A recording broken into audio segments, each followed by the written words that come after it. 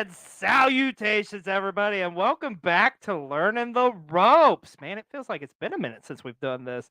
I'm Xlj the Og, and I want to thank you and welcome you all for joining us here tonight on Learning the Ropes, back in our regular time slot.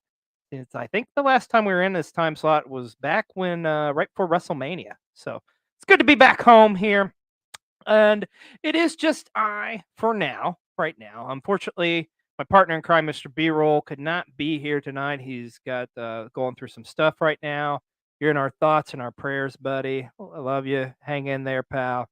And we will see you next week, my friend. And I know we're going to get through this. Me personally, I kind of got some stuff going on as well. But hey, we're just going to keep on trucking because that's what life's about, folks. You just got to keep on keeping on. Never give up. Never surrender, no retreat.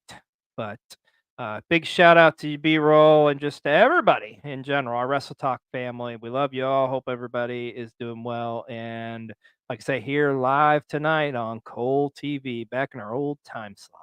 And as always, when we start learning the ropes, you know we got to kick it off right with a little plug-a-palooza. First and foremost, here on Cole TV, let's talk about Happy Haps. Let's talk about what we got coming up this week for you here on Cole TV. Of course, you're watching us now, learning the ropes tonight. Tomorrow, brand new episode of Pro Wrestling 60, where we talk about everything that happened in the entire world of professional wrestling. That'll be on at 7 p.m. Eastern Standard Time. And I am happy to announce this week we've got a brand new episode of Colecast, the podcast for all of us. This is a fun episode, folks. Mr. B-Roll and myself were joined by our good friends Husky Rhodes as well as Bree from the Wrestle Talk Wolfpack. And we had a really awesome episode because we talked about, I think, our second favorite thing besides wrestling, food. That's right. We have a fast food championship tournament, NCAA style, baby. And it was of your favorite fast food items. It was a pretty epic event, but you can see that on Tuesday and find out who the big winners and the big losers are going to be. And that's what we got cooking this week on Cole TV. And as always, don't forget you can get all your merch from Cole TV, your Cole TV hats, shirts, Learning the Ropes shirts, just like I got on here, as well as some chubby merchandise. And where can you get that at? Well, head on over to sweetdollfacecreations.bigcartel.com where you can get all of your merch from us. We got some good stuff. And hey, it's not just us too. Some of your other favorite Wrestle Talk content creators are over there as well. Everybody from our good friend Dad Hat to, just everybody I can think. Wrestle Talk Wolfpack. The list just goes on and on. So, how are you, the Will Gray? Welcome to tonight. How are you doing, my friend? Hope you are doing well. Well, I said I'm not alone, even though Mr. B-Roll is not here. We do got some very special guests join us, so let's just bring him on in here. First, our good, close, personal friend, the man, the myth, the legend himself. Be well, be positive. It is Simply Nicholas, and other special guest, it's Ruby Ringside. How are you folks doing tonight? This is Simple Nicholas. I'm Ruby Ringside, and welcome to Cole TV. Hi guys, what's up? Oh, we're doing great awesome, tonight, man. That's awesome. And Ruby, you did an amazing intro. I will cut that, and I'll have to put that on the beginning of some of our videos. Now, that was good. Very awesome job, my friend. Say thank you. Thank you. Oh, and we were doing a little plugs, but yes. Ruby Ringside's first interview with Tank will drop on my YouTube channel, and I will share it on my Facebook for personal friends and family. We'd very protective of Ruby and who sees the content. So, but if you don't know, Ruby is an aspiring interviewer and wrestler. She's learning amateur wrestling, and she is hoping to get in the ring pretty soon, right? Right. Heck so yeah. What does Dad always say? Be well, be positive, and have a great day. Let's go. That's Let's awesome. go. And also joining us tonight as well, our good close friend, Mr. MichaelJDuplesis. How you doing, brother? What's up, everyone? How y'all doing?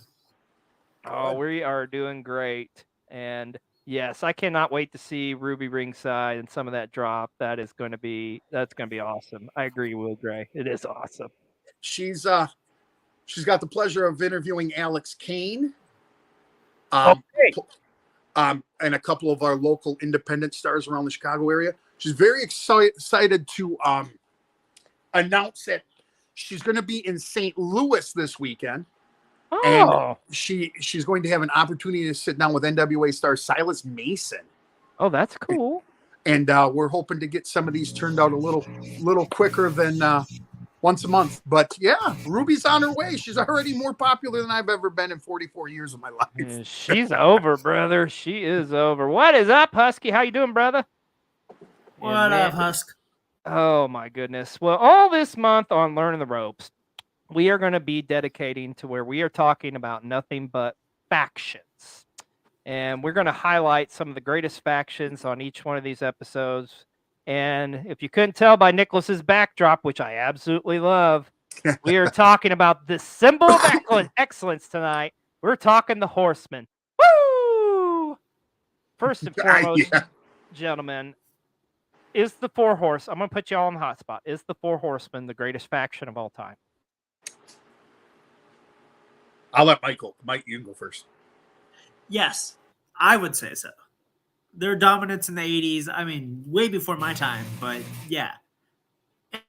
And even into the 90s, yeah. No, they dominated the sport for 20 years, 15 years. Yeah. In my opinion, I think they are. I know some could say NWO, some could say others, but man, for me, it's the Horsemen. It's always going to be the Horsemen. Before I answer, I want your guys' definition of a faction. What do you consider a faction? That's a good point. I consider a faction. I know there's some people that consider like trios teams like the Freebirds and stuff a faction, and they are, like the New Day and whatnot. They are, but I truly think for it to be like a real authentic faction, you got to have at least four members or more, in my opinion. And you want to know why I based myself on that? The Four Horsemen, essentially. Because, I mean, the reason we're talking the Horsemen tonight, because, I mean, the Horsemen started it all. Without the Horsemen, you don't have NWO, DX, the Bloodline, the Bullet Club, all of these. Yeah, a lot of people don't bring up Bullet Club. Yeah, 4 members of more. I exactly agree. So, as an old head of Wrestle Talk, I kind of include 3 people as a faction. I understand considering a trio. To me, the greatest, if you want to call it a faction, is, and other people, this is always debatable, is Heenan, Nick Bockwinkel, and Stevens. And then Ric Flair. But if you go by your definition, it has to be the Horsemen. Because, I mean, they really, every aspect of it is, they ran the NWA, they were the Dragons. Well, it's interesting when you look at the history of the Horsemen, you talk about the formation of the Horsemen and how they came to be. I mean, the Horsemen essentially, the whole, like, it all started essentially, really, if you go back with Ric Flair, and it was like, okay, he was needing some running buddies, so they come out and it's like, okay, he is cousins of the Andersons. So essentially, he was the cousin of Ole and Arn Anderson. And I mean, shoot, that goes all the way back. We go 85. Yeah. And ironically, he debuted in the 70s with Mid-Atlantic and saying he was the cousins of Gene and Ole at first, and then they went back and said he was the cousins with Ole and Arn. So yeah. And then, I mean, if we're going kind of technical, it all kind of surfaces when Ole leaves why can't I think of his name? I got to look up on my notes here. Sorry, Thunderbolt Patterson. I do not know why I just blanked that. He kind of leaves Thunderbolt Patterson high and dry, and he brings in his family, Arn, and that's where we kind of start building towards this faction. That's very true, man. It's very true. And yeah, Will Gray, I agree. Like it's still their threesomes is still a faction, but I think for like a true like a super group, if you will, I think you really got to have like 4 guys or more. And I think that's one of those things too, where you can nitpick that all day. You could. You really know could. what I mean? What I always think that, because then I think about the actual first like trio, the Go Dust trio, with Sandow and Tootsmont and Tootsmont, and I mean, and you kind of look at it as a faction. That's why I think the Horsemen encompasses that. You have Dylan, who's the brains. You had you have all these different aspects of trying to control the entire sphere, in the ring, outside the ring, politicking, all that stuff. So I mean, it was already established that, like I say, when they went with Flair, needed some running buddies, so they said he was cousins of the Andersons. So I mean, instantly hooked up back in the day with the Minnesota Wrecking Crew with Gene and Ole. And then, like you say, when Gene was getting older, like they were, obviously Arn comes in, and like Arn and Rick are kind of around Rick's older, but I mean, they're still like, in comparison to Rick's age with Ole, I think it's kind of closer in proximity. Let's put it that way. Can I do a quick plug here real quick? Yeah, of course. If you guys are really interested in the Minnesota Wrecking Crew, Dick Bourne has a great book. I have extra copies that I usually bring to the shows, and if I see you and you're interested, I give it to you. But they're like 5, 10. I think they were $10 on Amazon. But it's a Minnesota Wrecking Crew. It's a nice small little paperback. Gives you a brief history. Will spark your interest to go online and look up some of their matches. But I digress. Ooh, there you go. Yeah. Interesting. But it's fascinating to me how the horse came to be, because I mean, back in the day, you did your pre-taped interviews, promoting the next town you're going to, cutting promos and whatnot. And it was like they were running out of time, essentially. So they brought in all the heels, which was Ric Flair, Ole and Arn Anderson, and they brought in Tully Blanchard, who was being managed by James J. Dillon, essentially. All like cutting these promos. And then Arn Anderson, as we all know, is the one who come up and coined the phrase, the Four Horsemen. Think of the Four Horsemen of the Apocalypse. And who would have thunk it? The first real super group in wrestling history was born. And yes, I know there's other factions and whatnot, but I mean, you can't deny the Horsemen's dominance in this time frame, because I mean, they owned the NWA in the 80s. Like, no ifs, ands, or nuts about it. And I know we'll kind of jump around here, but look at the comparison to them in the NWO. When you have, it was so good they made 8 replicas, trying to add pieces. Yeah. Same with the NWO. They had so many people and different, the Latino World Order, the Wolf Pack, and these different things. That's the same with the Horsemen. They go away, you bring it back in a new version. I mean, that tells you how popular it is and how they needed the success of the Horsemen for the NWA there.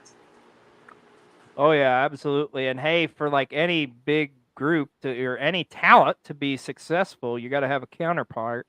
And boy, oh boy, there was no rivalry like that of the Horsemen against Dusty Rhodes, man. Talk about peanut butter and jelly, brother. Oh my God. Think of all the segments over the years with the Horsemen and Dusty. Well, I mean, you couldn't draw that up. I don't mean to cut anybody off, but you like, just think about, you had Dusty, Magnum, and the Rock and Roll Express. It was almost like they had a built-in babyface group. I'm sorry to use that term, not being in the business. And you have the Horsemen. We'll get to all that, but I mean, what Dragons and Dragon Slayers, and what a great group of heels. Nice. Yeah.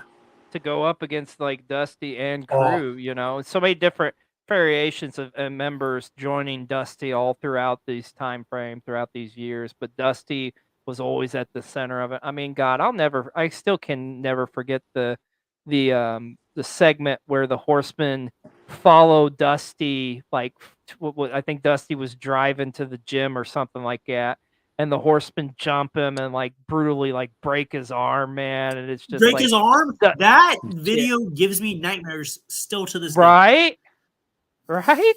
It's just like, it's so like, was so ahead of its time. And you're just like, good God, man, they're just out to murder Dusty Rhodes. And I mean, you'll never forget too there. And Nicholas, correct me if I'm wrong, was it in Atlanta at the Omni where they had that cage matchup and Dusty gets jumped and they break Dusty's leg? Yeah, I believe. That was it. Yeah. And you guys, my memory's spotty at that. Yeah. And a lot of stuff jumbles together, but I'm gonna go the Omni. That was the big That was one of the big, that was one of the big things with the Horsemen was that, late 70s, beginning with World Class and that, we start drawing ourselves away from just, contender versus champion, match versus match. And, we've always had that kind of stuff, but, this was kind of, the 70s with Memphis and Texas, and now Crockett building this thing, and we're getting things outside the ring after the match. Whether that's a good thing or a bad thing, it was interesting TV when I was younger. Oh, yeah. And I'll never, much like you guys, it's one of those things I'll never forget them chasing him down, tying his arm with a rope, trying to break his arm. Just like the brutality of it, man, and that gang mentality, and the Horsemen, they always got their way, man. I mean, yeah, the good guys would get their, like Dusty and stuff would get back at him, but man, oh man, they would dominate throughout the feud. If you look back at all the spots, all the moments that happened with the Horsemen in the 80s. Well, and what I love about the Horsemen was what I think it's Tully that it was individuals working for one collective. It was one thing, and here comes my cheesy thing for the night, but it was all about keeping this around the waist of Rick, which they all considered theirs, even though that, what I mean, that's one of the things that was great, and how you could build with that. You had they held the tag belts, they held whatever secondary title, if you want to use that vocabulary, and then this was, by all means, they knew that they got all the politic and they got all the good stuff because they held on to that. So they all four worked together, making sure. And I think that's, as we, I know this is Horsemen, and I don't know how many viewers you have that are newer viewers, but that is the basic premise of the bloodline, is to keep him champ at all costs and all means, whether that gets old or stale after effort. As you guys, I don't like the word stale, but that's the bloodline. I mean, that's basically what it is. The bloodline is the four Horsemen in '86. Yeah, absolutely.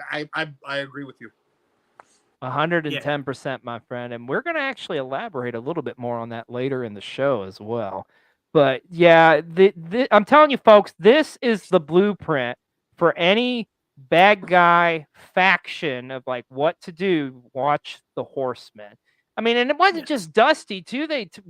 I'll never forget when Ric Flair and the Horsemen jumped the Rock and Roll Express and taking Ricky Morton's face and scraping it on the ground in the locker room, man. Oh, my God. Especially if we have young viewers here, if you want to watch a great heel factions, I say watch the Horsemen, and then you go down the Mid-South and you watch the Brat Pack. Yeah. Oh, there you go. Nice. Yeah, there's another one that Brat Pack. I mean, like it. That's one of the things when we talk here. That's a great point. I mean, there's so many good stuff that everyone to. That's why we try to preserve history and enjoy it. That's why I hate like the GOAT conversations and the best. That's why I always do favorites, because I've watched wrestling. I didn't even think about the Rat Pack while I was doing research and thinking about factions, and that should have been in my list. What a great point. So my dad's from Louisiana, so he grew up on Mid-South. Yeah, oh, okay. That's awesome. So I grew up hearing about the Brat Pack and a lot of the Mid-South stuff.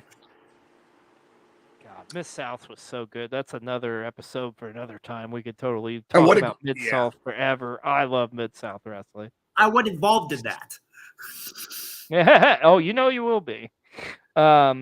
But like I say, with the Horsemen, man, just those great rivalries they had, and just wiping the floor. But you had to have like an end result, an end game, if you will, or dare I say, war games. See what I did there? Got to talk about war games in the history with the Horsemen, man. My gosh, like that is a match made for Dusty and his crew and the Horsemen. I mean, War Games I cannot envision any other group being involved in the very first War Games. Like, it just made perfect sense to have this ultra violent, just insane matchup, this concept at the time, like 2 rings, 2 cages, a roof on it, like all enclosed, going straight up out of like Mad Max in the Thunderdome, baby. But man, the War Games, and just how, and you got to keep in mind, folks, with War Games back in the day, it wasn't just like a pay-per-view event. I mean, there was like, this was part of the Great American Bash Tour back in the day. Yeah. So they had a multitude of war games, and it always started with Arn Anderson and Dusty Rhodes. I think they said they started over like some 30 war games matches throughout the years, which is just crazy to think of. So such bloody matches and so violent. So, you know, with Dusty teaming up with the Road Warriors and Nikita Koloff, and of course even Paul Ellering and James J. Dillon getting involved in it too as well. Guys, seriously though, like would War Games have worked as well as it did if they didn't have this rivalry going as the very first one? No. I don't think. I think it would have to a certain extent, but it just wouldn't have been as special. The concept of it is a great concept, but then you have to have the passion behind why we're doing it. That's one of the things I think gets lost is violence is for violence doesn't make sense to me, but teach your own. But violence personified in a cage with a reason, like these guys keep messing around. I can't get the one. We can't get the advantage. We need to do this. We got to do this thing to keep them in there. So you really do need the background of the Horsemen and what they were doing at the time to go hand in hand and marry everything. In my opinion, obviously. No, I couldn't. Dude, I couldn't agree more. Yeah. No, that's a fact. Yeah, absolutely. I mean, because I think, you know, you have all those great stars. Let's say you do have all those. Let's say you're running that company 85 to 88, and you have the accessibility to those professionals, those performers. But Rick's doing his own thing. You know, Tully and Arn aren't together. And, you know what I mean? There's not that thing. You could put all those guys in a match and it'd be really cool. But knowing what the Horsemen meant and what they were doing at the time is what I think makes that first War Game something that you can't recreate. You can hope to strike lightning again with a new concept of a match, but you got to have all 8 of those guys. You know what I mean? You got to have, you know, Dylan in there and that stuff. You got to have those player pieces. I mean, you can have a movie with great actors, but if they have no chemistry, you just have a bunch of great actors in a movie. Yeah. I think if you would have just randomly thrown 10 guys in a cage and like, here's team A, team B, it would have been a cool sight, but it wouldn't have had like the historic impact like it did with like this feud with Dusty and the Superpowers against the Horsemen. And when it comes to War Games, my favorite part of the War Games is when the managers got it in the ring. When you put J.J. Dillon and Paul Ellering in a ring, two guys who are way past their prime wrestling wise, but they're still in there kicking ass and getting their ass kicked. If you're JJ, man, I'll never forget like James J. That spot, the finish of the first War Games. Good God, with the Road Warriors doing the Doomsday device, like, and them just like taking his head off, but they had him. Shoulder? Oh, his shoulder was destroyed. It's like, oh, you know what's JJ. wild? Like, what's wild too when you look at that, if you go look up how like just a stud Paul Ellering was when he was younger and he wrestled. Paul was one of those guys. I didn't really know Paul Ellering when I was younger as a wrestler, you know, and people can criticize me, but I grew up in Wisconsin, didn't have the access to everything. So when we got cable and we started seeing Paul or the magazines, I just thought he was just this guy, you know. And then the first time I seen him with the bleach blonde and the popping the doubles, I'm like, gosh, dang it. What a perfect fit for the Road Warriors and him. I know this is about the Horsemen, but no, you're not wrong, dude. Like Paul Ellering was like, and he's a tremendous part of this rivalry too, because you had to have somebody counteract James Dillon. So I mean, what is up, Hassan? How you doing, bro? How are you doing this evening? Thanks for joining and checking us out here on Learning the Ropes.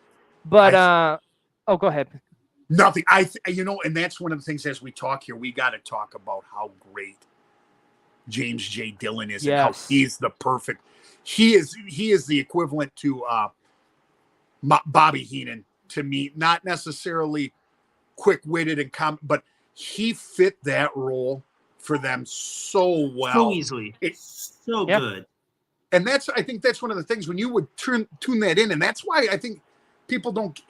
You could get hook, line, and sinker with him and those 4 guys. Them and all 5, like Ole and Arn, and Tully and Rick, and then you had James J, who seemed like he was like their cool uncle or whatever, and was driving them to the party and would get them.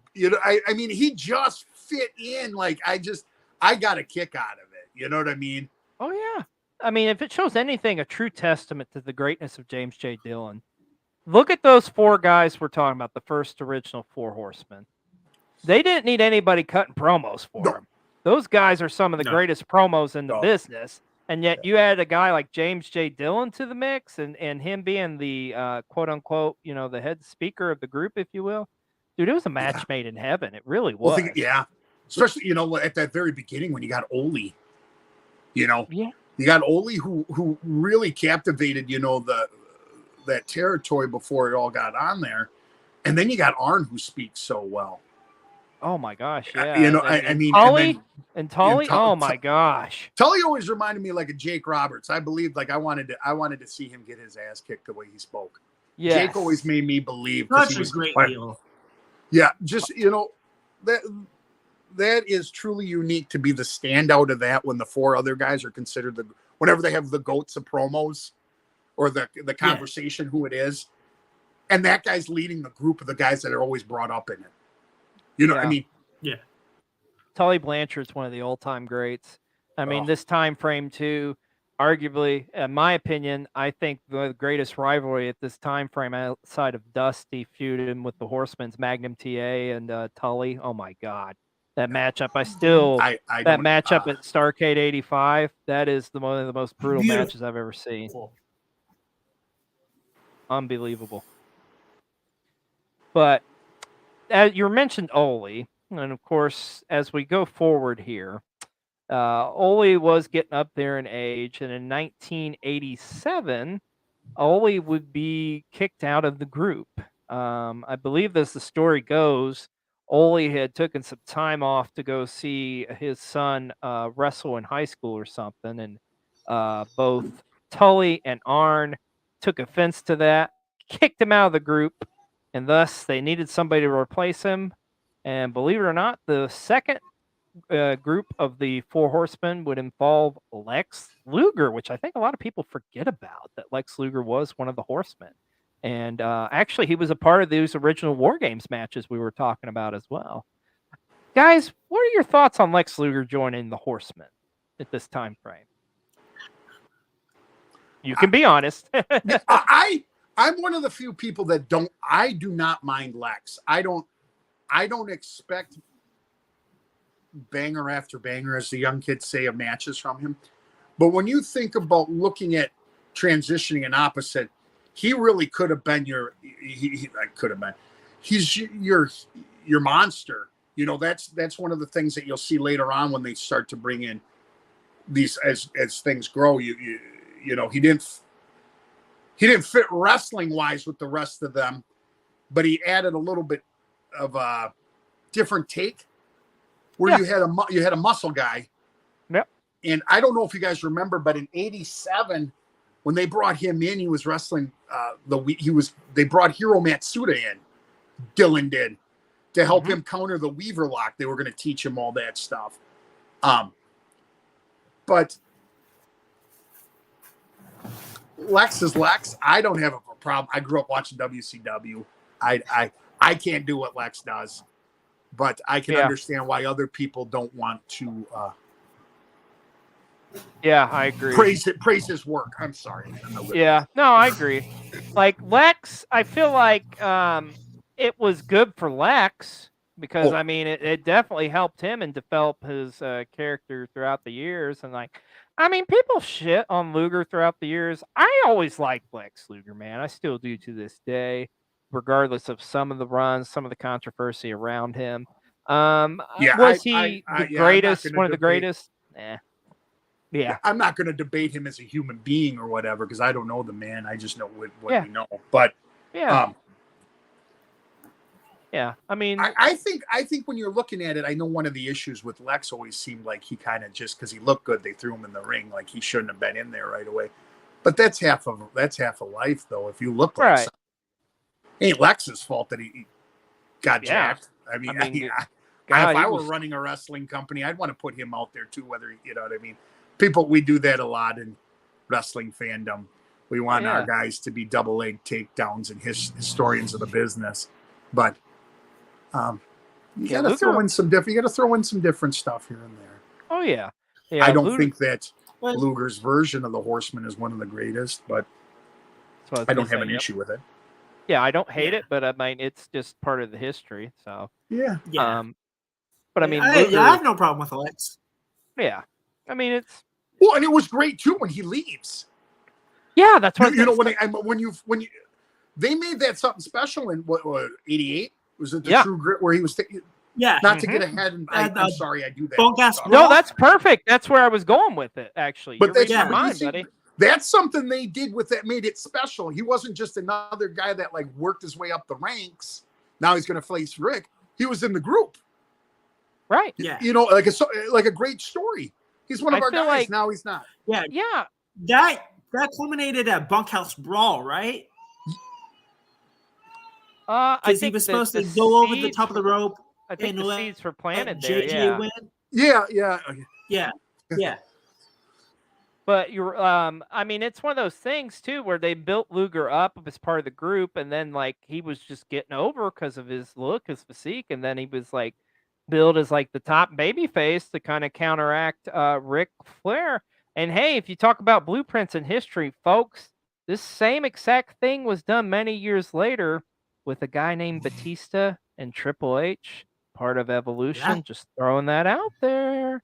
But yeah, I thought Luger's time there, like it served him well. It built him up. Like I think, like I say, I don't think it's one of the better Horseman groups, but I think it's definitely a group or interpretation of the Horseman you have to talk about with the history of the Horseman. There's no doubt about it. It's the formation after Luger that is my favorite formation of the Horsemen. Freaking go! Is that what we're gonna?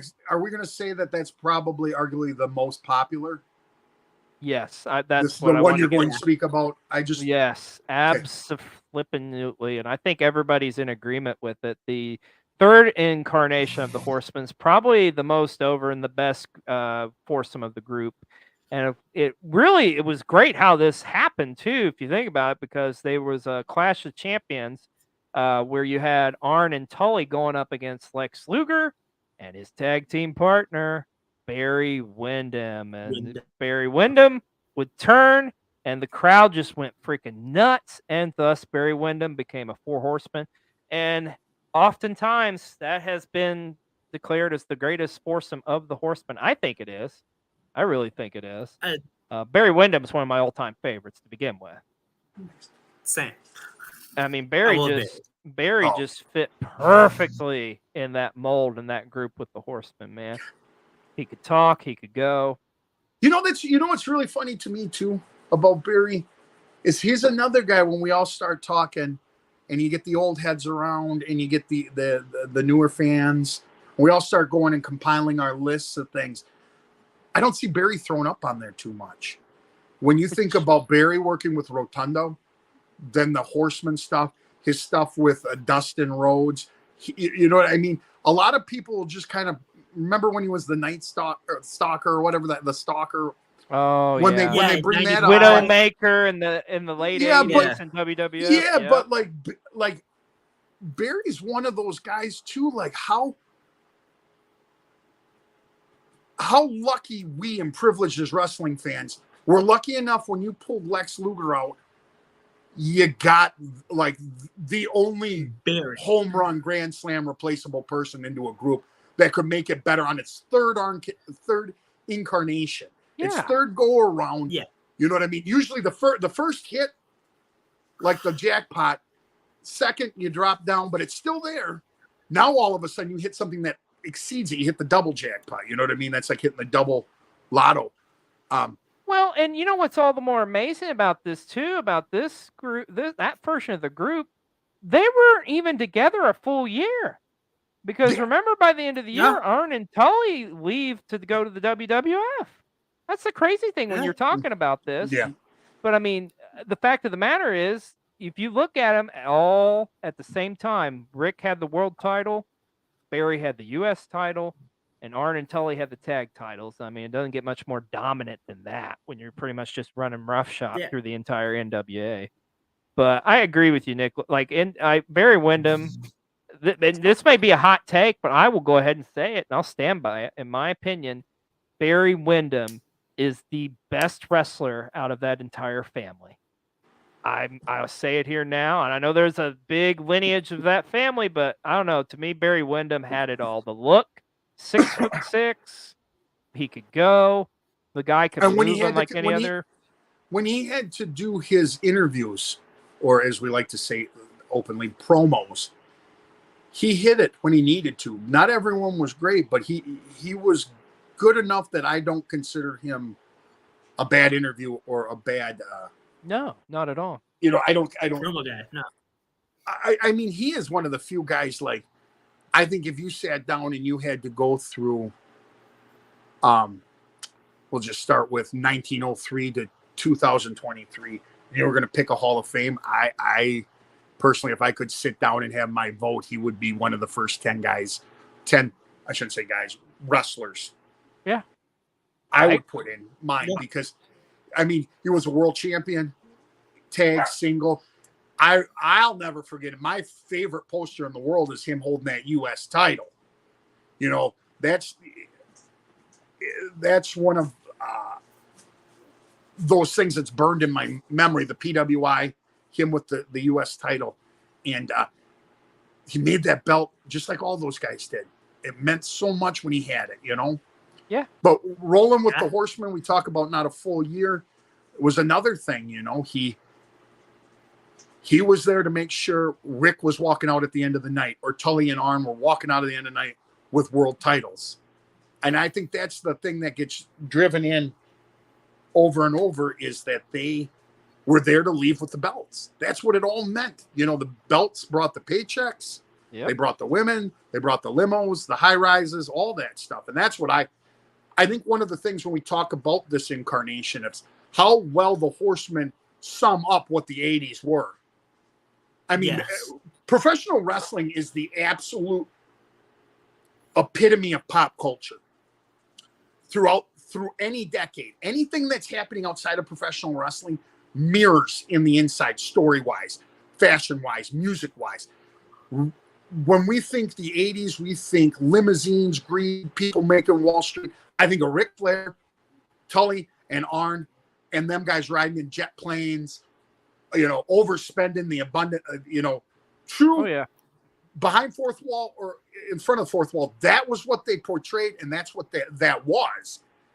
And as somebody that grew up with a dad that was an auto worker and a mother that worked in the school district, who literally, my dad didn't have a job and we had to stand in line, you know, for a couple of years to get handouts till dad could get back working. That resonated. That's why Dusty and Magnums and these guys, Ricky Morton's. And then you look back and you're like, man, those guys were real, like, excuse my language, shitheads. But it's what made it all great. And that's how you could. And then it was that thing too, like seeing the young kids, like you know, that was one of the first times I remember it on TV where you saw the bad guys having fans. You know, that for me, you know, it necessarily isn't the first time that ever happened. Please don't come at me in my messages. But resonating, seeing those guys, and they bring them up in all the the documentaries, those guys with the ties and the suits and throwing the fours. They were like the first guys to make bad guys cool. And they really were. For me, I'm only speaking for me. No, I have to alliterate that. Otherwise, when I get my text messages. The thing is, like, if you think about it, okay, maybe there was some beforehand, but they were the first doing it on a national scene. You can't deny that, to where people were seeing it on weekly television. TBS. Yeah, well, and that's one of my things I really wish I could get somebody to help me produce, is the timeline of the rise of cable and the rise of professional wrestling, and see how it goes hand in hand together. Because that's one of the big things. As cable grew, man, did wrestling grow. Oh yeah, the 80s was such a massive boom. Yeah, it's really neat. I'd like to see somebody write a book about it. You know, it's funny, not to get too off topic here, but I think we're in another boom right now, and I think honestly a lot of that has to do with the way we watch our wrestling. Because let's face it, you can stream it on anything nowadays. You can watch it on your phone. Oh, it's so accessible and it's so great. I as you guys know, you're on TikTok like I am. There was a video about old heads flexing. I will tell you, you young guys, you new fans, the biggest flex in the friggin' world is you have accessibility to this stuff, and it is awesome. Part of my jealousy of young fans is the fact that I have a phone I can watch. I got a TV I can watch. Literally with the boom of technology, I could make it 1980 in this house. I can buy shag carpet like from the 80s. I could live from 77. I just use the YouTube. I put on XM7. It is so fast. It could be like the Blast from the Past movie. I could lock my kid. It would just be in the 70s. But I think that's a great movie. I think it's so cool that you guys just don't have to wait for the after mags, right? And then and if you don't have money for it, you have to be sitting around reading it, putting it back up. I just think it's so cool. I love the young fans. I love talking to them. I relate with a lot of older fans about how wrestling should be, but it's great. I wish. I'm just lucky to be alive to see the end of the territories, to watch it firsthand, to see what they're doing now. The athleticism and this stuff. I know this is way off the Horsemen. I'm sorry, but I can't. I don't like the arguing and the squabbling. When I was younger, the older guys told me my guys were killing the business. My group's telling the younger guys they're killing the business. Believe it or not, in a little bit, you guys will start telling the next group of guys they're killing the business. But in all actuality, everything is an art form and it revolves and evolves. I think this is so cool. I think it's so cool. I got just a side story. I remember having to have like cousins or family friends, like when there are big shows, they could watch them on their TV or they could go to them, would call you afterwards at like 10, 11 o'clock at night, our time. So I remember being like, okay, and you write it all down. I wish I had those. I had scraps of paper where I'd write down. Oh, that's awesome. Stuff, because we didn't get it and you wouldn't know who won those things for a month or at all. So sorry. I'm so sorry. Don't be sorry. I mean, there's so many different great eras of wrestling. Yeah. I love watching the young TikTokers talk. I love looking at that stuff. I'm not a big fan of fourth wall breakdown, but man, you guys know so much. You guys get it. It's fun. That's the thing. There's such a rich history of wrestling, man. Well, one of the things too that makes a guy jealous is you guys don't have to have wear down holds. You don't got to watch a sleeper for 10 minutes before they start bringing it back into the story. It's good. I know. Yeah. But back to the Horsemen. I'm sorry. It's fine. No, it's absolutely fine. I mean, that's the beauty about pro wrestling, man, is there's just so many different eras of it. And I think that's one of the great things with the Horsemen too. There's so many different eras of the Horsemen. So if we move on a little bit here, as I mentioned earlier, in 88, Tully and Arn would go join the World Wrestling Federation. And the Horsemen, they were kind of in a weird spot after that. It was just pretty much Ric Flair and Barry Windham. Now, James J. Dillon was still with them, but then eventually, getting around to 89, James J. would go to work for the WWF as well. So now it's just you really got Barry and Rick. And like you were saying, Nicholas, it's like kind of Barry had like Rick's back, making sure he's not going to lose the world title. And the same could be said to a certain extent, I guess, with Barry and his U.S. title. But interestingly enough, who do they bring in? 91, we get to some horrible years. Oh, yeah. We got some bad. We're going to talk some bad stuff on the Horsemen. We're talking the greatness right now, but there's going to be some bad years coming, unfortunately. But who do they bring in? Hiro Matsuda, which I always thought, okay. I mean, I love Matsuda, respect Matsuda, but just, I don't know, is the mouthpiece of Ric Flair and Barry Windham? Yamazaki Corporation. Yeah. The Yamazaki Corporation bought their contracts. Yes. I am going to be full transparency. I have a cheat sheet. It's Dick Bourne's Four Horsemen. I can't always remember things. I've got a website. Yeah. I don't want I am no expert. I love wrestling. I remember a lot of things, but I also mix up stuff. But this is fantastic, guys. I'm going to plug this. Another my one, gosh, Dick Bourne. If you really want good wrestling books, Dick Bourne's one of the top go-tos. Oh, one other last thing. Here's what I was talking about. Barry with the U.S. title. This was one of my favorite pictures. Gorgeous. With the fingerless glove? I love that. Yeah, he had the At the Yeah, punch, no. heart punch, man. Yeah. And Oh, yeah. the glove. Oh, yeah. Oh, not to be a show off, but Oh, let's see it. You're not showing anything off. I want to see it. and you got to bear with me because it's got the red painted. Ooh. My only thing is when I bought it, the guy he painted it all red, and the original doesn't. It trails off. It's not red there. So, but we got Barry Windham's auto right on there. Oh, that's And then That's we gorgeous, got man. Nikita Koloff on that side too. Oh, So, nice. This is a really nice one. I picked it off of a secondhand from a friend. But okay. That's very nice. I don't here's have a little any belt belts. knowledge for you. So if you go to buy that U.S. title, the whole thing shouldn't be painted red, just the top stripe. Oh, And if you show that in a belt group, you will have 4 inbox messages of how inaccurate your title is. You will have a lot. It's just the belt hobby. If you get a chance, join a belt hobby group just to go through. Like people send death threats that your belt's wrong. It is insane. wild.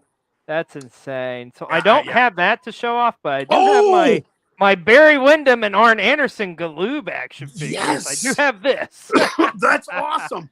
Man, My partner in crime, Maddie, with Wrestling with Classics, he just got his hands on the 2-pack of Arn and Rick sealed Galoob. Oh, really, really cool. Wow, I'll those send are you some hard as pictures. hell to find.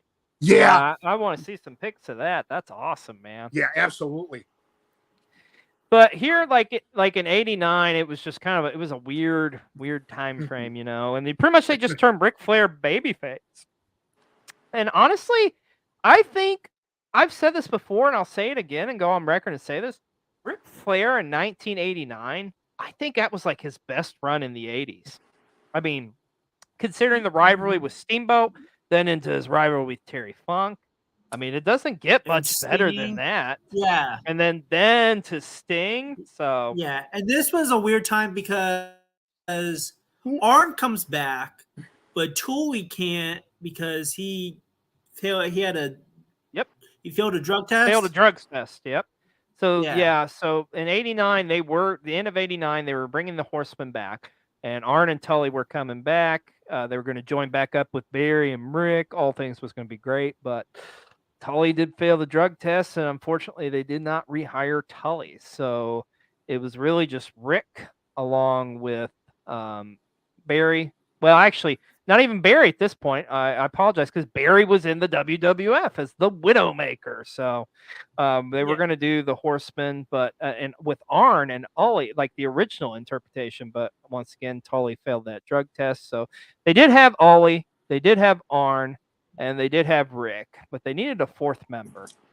And who would they go with as the next incarnation of the Horsemen?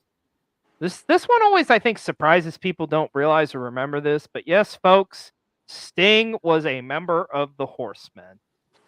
And I mean, why wouldn't he be if you think about it? Because Sting was, like, at this point, the most red-hot competitor in WCW, being billed as, like, the next really top guy. Especially considering if you come off Starrcade '89, where he won that Future Shock tournament, the round robin tournament they did, and pretty much declaring like Sting was going to be the wrestler of the '90s, and boy, oh boy, was he ever! But yeah, it's just interesting to think like how that was a group, and I mean they were really kind of put together. You got to keep in mind, don't forget about they were playing baby faces, going up against the heel group of Gary Hart's J-Tex Corporation, which you had Terry Funk, Buzz Sawyer, the Great Muta, and cannot forget the Dragon Master. And that all like kind of built to where they had I think it wasn't a Thunderdome cage. It was just a steel cage match at the Clash of the Champions. Now, ultimately, what would happen is Sting would get kicked out of the group in Horseman faction because, I mean, Sting was not going to back down from challenging Flair for the world title. And hey, it's the Horseman. That's a no-go. You can't do that type of crap. You know, you can't go That against Flair and be the segment they face. kick him out in was done perfectly. Oh yeah, yeah. Where they hold onto his hand and then they jump him from the back. Oh yeah. Now the crazy thing is like Sting legit gets hurt that night when he's trying to climb the cage and get in and jump the Horseman, when he falls off the cage and he has a serious leg injury that would put him on the sidelines for about 6 months. So in his place, they put Lex Luger in that spot to feud with Flair while Sting is healing up and recouping. But do you think that's? Sorry to cut you off. No, go ahead. Go ahead. Do you think that that's one of the first steps to WCW kind of having its? Now we start getting its errors.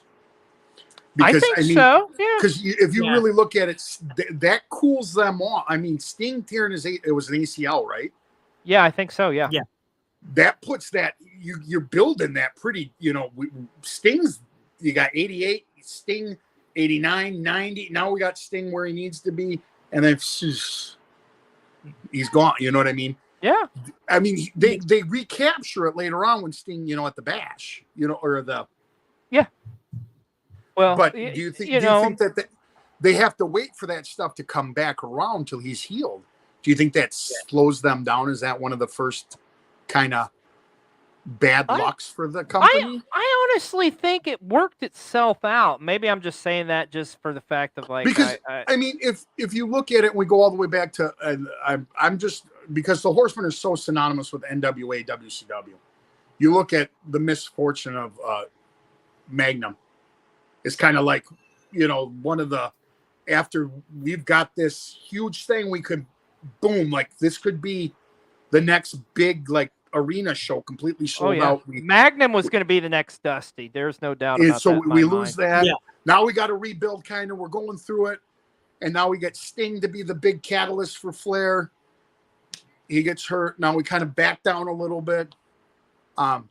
But I think it built and added more anticipation to Flair and Sting. I think so because it's like okay, now I want to see this all the more. Even though, granted, he was injured falling off the cage, still it was like the Horsemen. Do you think that's a big difference between today's and because you know that if that happens today when you're building a guy, they push him off to the side. It's a year or two that comes back.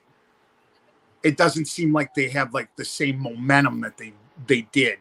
Even if you put the belt, like, you know, like we can look at comparing it to with Cody, bringing him back. It's not an injury. He left and he came back. He's building up. He tears his pack. You know what I mean? The one thing I will say with this that I think helped is that fact that there was a very well-established relationship and friendship between Sting and Luger. Okay. And I think the fact that it was Luger filling in for this spot for his fallen friend, going up against a former foe in Ric Flair, who he knows very well. I think I think if you would have put like say somebody else different in the spot, may not have worked quite as well. But I think with it being that establishment, it worked. Okay, yeah, that makes sense to me. The Luger feud in '90 worked. It was the feuds after that, still waiting for Sting to get healed, because you had the feud with Scott. That kind of they had a few matches, didn't really go well. Yeah. And then they tried the feud in with the giant dude who failed in El Gigante. El Gigante. And that's where you can see. I see what you. Okay. Yeah, WCW is like, okay, what are we doing here? And that's like they're like, and I think that has to do with the booking, because at that time you had like they were changing bookers every like 3 months and whatnot. And like Jim Herd was running the company. Sting's dudes with attitude. For a short spin. Was JYD? Didn't he have a shot at like the Coastal Crush? Or he showed okay, up. All right. And then he had to leave because of his issues. Yeah, so they built like a super group around Sting essentially to counteract the Horsemen once he came back from injury, which was I always thought was weird. Okay, I got the Steiner brothers, that makes sense. Yeah. There's an established relationship there, but then Paul Orndorff and JYD with them, it's like okay, yeah. I don't hate those guys, but it's just weird. and again, this comes from me being a Mid-South fan.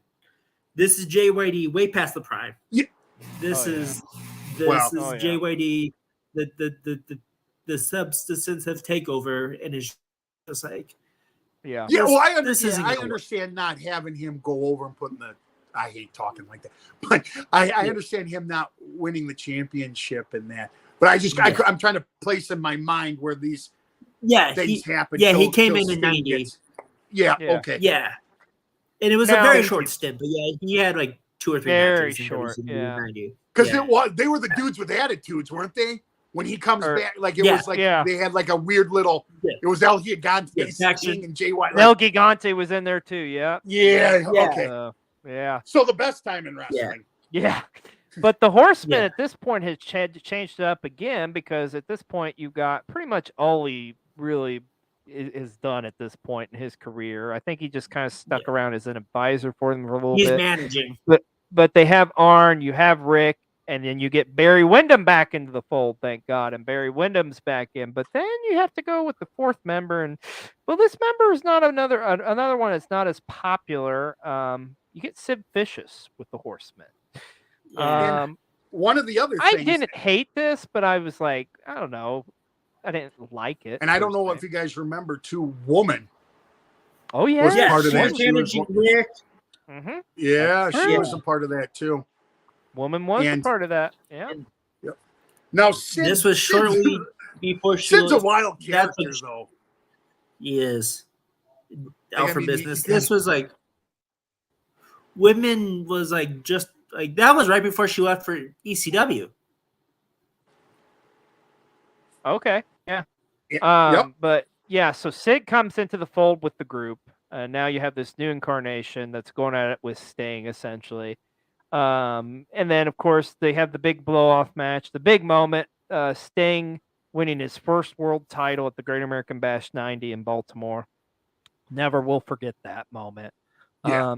And then just kind of, it was red hot build and stuff to it. But after that, it really kind of went downhill, I thought, because then it's like I feel like they don't know what the fuck to do with Flair. And you got to keep in mind too, at this point, this is like, we're getting in the Jim Herd era, and we all know the history. That's one of the things too. Like we always need between. to. Oh yeah. Yeah, But, I think this is one of the things too, though. Like as wrestling fans need to also understand is the behind the scenes stuff and people getting injured. Like when we try, like, what are they thinking? Sometimes it's not like you got to just kind of take what you got. Yeah. And and we're kind of in that spot now. Yeah. So you pretty much from this point forward, we get this incarnation of the Horsemen, and then you have like Flair really working more so in a tag team with Arn, going after Doom, and then you've got Sid going after challenging Sting for the world title is like his first real true challenger, if you think about it in a way. Yeah, because Herd hated Flair, so he's like, "You're going to be the tag guy. You're not even going to be the face of the Horsemen now." And they ended up also having that. Isn't this Jim Herd's big cut your hair become Spartacus? Yes. Yeah. This is that one this takes aspect place. of it as well. Yeah. Old Spartacus. And then you can't. Which I would have loved to They see him with like a Farouk helmet. Oh my gosh. Flair with the short hair and a Farouk helmet coming down on a chariot. Yeah, and this was. Yeah, and before I would have loved to he have seen leaves that because like of after hours. They had the feud with the Dangerous Alliance. Okay, Of course, yeah. Paulie and them go over. But we got to talk about the Black Scorpion. Oh God, I forgot about this. Yeah, we got to go there, brother. So they bring in this mysterious, mystical Black Scorpion character. This is doing two all shows these- I've done with you where the Black Scorpion has been brought up, and I do not appreciate this. You're welcome. Oh Lord, Because we did this have with mercy. Halloween Havoc, and I was not a fan. Yes, You but know, the Black Scorpion. Go ahead. No, go ahead, buddy. No, this is what I'm talking about. I think this is the angle that sums up with one of the things that when we criticize wrestling. So you have something that feasibly I'm sitting down as a producer, a writer, and I apologize. I don't like to do this kind of talk, but your mindset is, all right, we're going to have somebody from Sting's past that's out to get him. We have the guy in mind. Now the guy doesn't want to play ball. And then it's like one of these things where in my mind, I know there's going to be, you're wrong. But when you sit down and you think about it, that's actually a pretty cool idea to have. Like, I'm going to have a stable of minions attacking you to get my world title, in this. But then it's not executed quite as well. For some reason, Oli was the voiceover, right? Yeah, that's the worst part. And I can see kind of like a way like, hey, if we do your voice, people are going to know who you are. But I really don't think that people would have known Al Perez's voice. Al Perez, I'm correct, was supposed to be the unveil, right? From the old days that when he was running with Red Bastien and the Power Team USA, and then there was Perez, was supposed to be this surprise thing, right? Yeah, no, you're right. Yes. But then now you guys got to bear with me. I can't remember if he wanted more money or he didn't want to do it or whatever. I think there's a combination of things, honestly. Of wanted more money and didn't really want to do it. I like that. I like the idea, but it's one of those things too when you're sitting there like, hey, this is pretty cool, and now let's start producing it, and now it's unhinged. It's certain things are weird, and instead of, I don't know, it's kind of weird, like when you make a bad bet, but you just double down on it.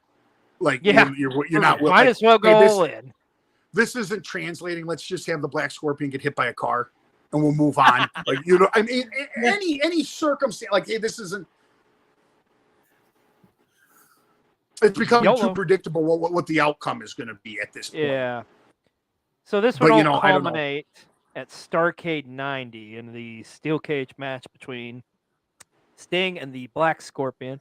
And of course, we all would find out the Black Scorpion ended up being Ric Flair due to these issues that Nicholas was talking about, essentially.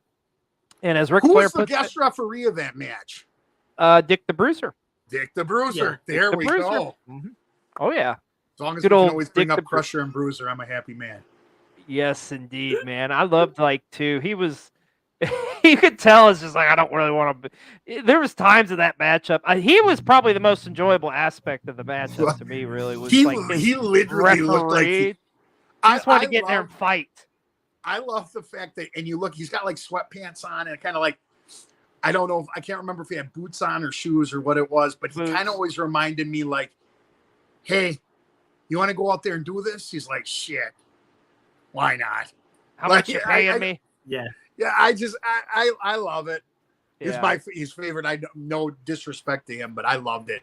He kind of just, of all the things of Ric Flair trying to pretend not to be Ric Flair, a guy painted up in a cage, and Dick Bruiser out there, he was the least awkward thing out there. Yeah, and he was the most awkward. Yeah, like it was an enigma wrapped inside of a riddle. Like, you're like, what is that guy doing there? And then all of a sudden you're like, isn't that Ric Flair in it? That's Rick, right? Everybody, Rick? No. Oh, okay. Okay. Okay. Whatever. It is what it is. Like, I don't.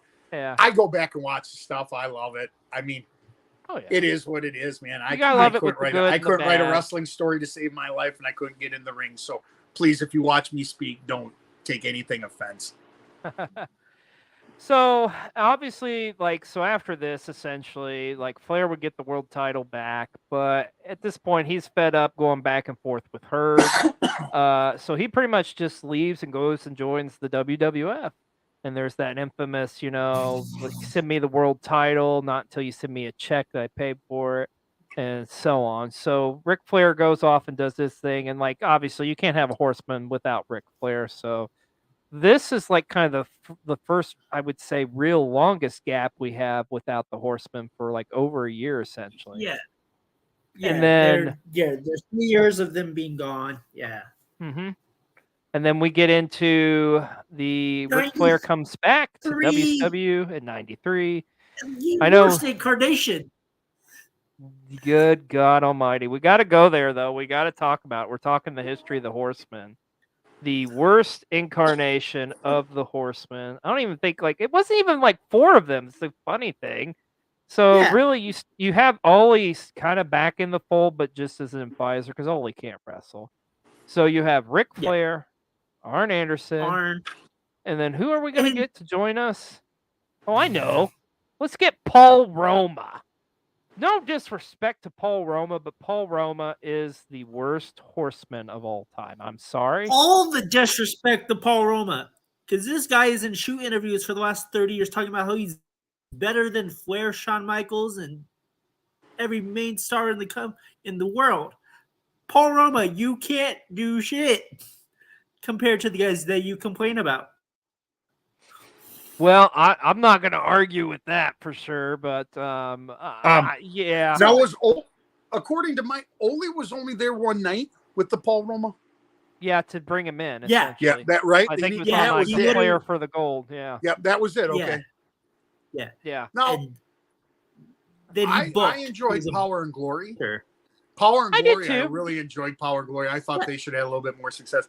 But Paul Roma, it just it didn't feel right from the jump. No. You know, I mean, and I don't know Paul as a person, and as a competitor, he's fine, but it just didn't seem like it didn't fit right. Like it just, I understand. Like, I mean, what you got to try. Of all the people in that time frame, they went with Paul Roma. It just, and well, then here's the other thing: who did they approach? Anybody else that wouldn't do it? They want to play second fiddle. Here, this is the thing. This is from working with an independent wrestling company for the last couple of months, year. When you go to get something and it goes good, it's great. And then when you try to approach somebody who's like, "No, I won't do that for you." Now all of a sudden you look back in your locker room and you got A and B, or you look out in the crowd, you say, "Hey, we're not going to have what we're going to have tonight," or shit, we might as well get any kind of reaction. So go out there. Yeah. So I don't know if he's an original mindset for the company to go out there or whatever, but I think we are definitely all in agreement that this is probably the least likable. Yeah, and the least memorable too. Yes. I mean, it's just I mean, Rick. And my only issue and the reasoning for the rant was because Paul Roma's mouth. He's done multiple shoot interviews where he's talked about how he thought he was better than all these superstars. That's he's like, I'm sorry. It's like you're a mid-carder. Like you had nothing that made you like you didn't hold no world title. You didn't you weren't a main star for you to talk all this shit. I just have a problem with shit talkers. Yeah, and here's the thing. Well, no, I mean, and that's one of the things that. Sorry, go ahead. Go ahead. No, that's one of the things that spoiled me on why I won't watch shoot interviews.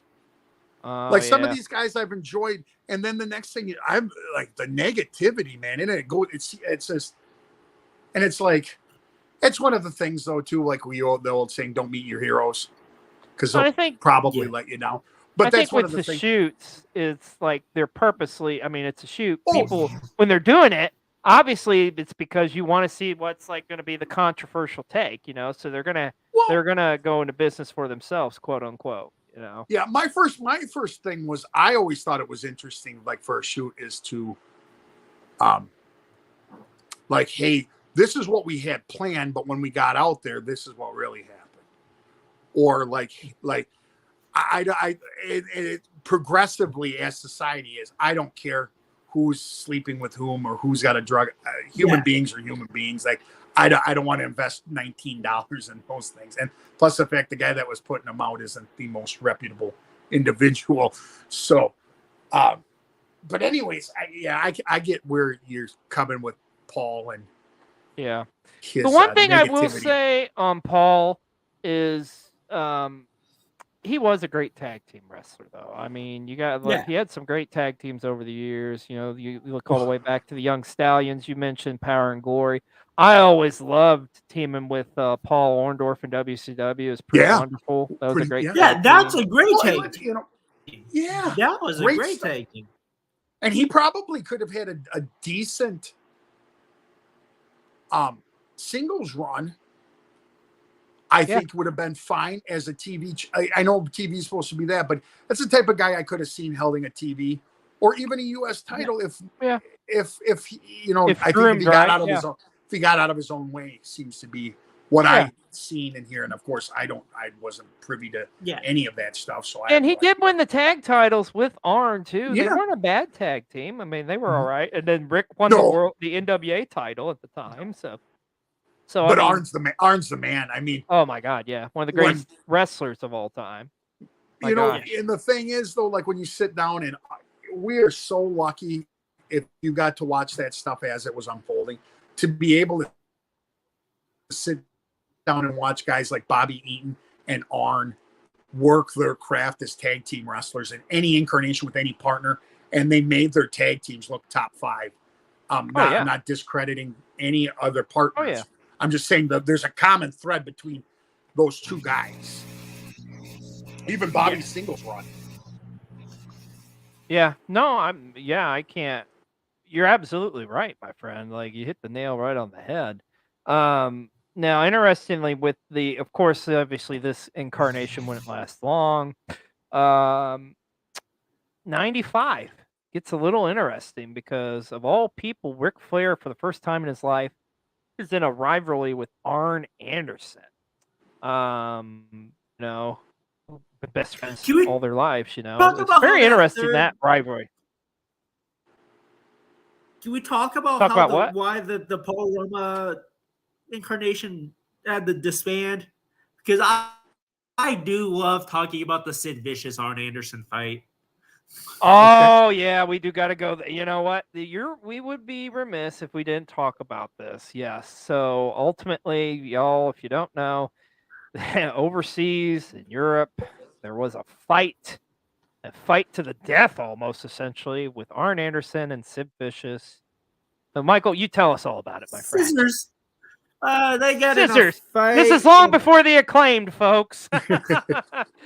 Not the good type of scissoring either. Literally stabbed. Sid Vicious stabbed Arn Anderson with a pair of scissors. A multitude of times, I believe, as well. Yes, multiple times. Somehow, Arn lived to tell the tale. That should be a Dark Side of the Ring episode. That encounter between those two. But yes, at this point, are those good? The Dark Sides of the Rings. Yeah, for the most part. I mean some of them are depressing. Do you think that they're pretty accurate?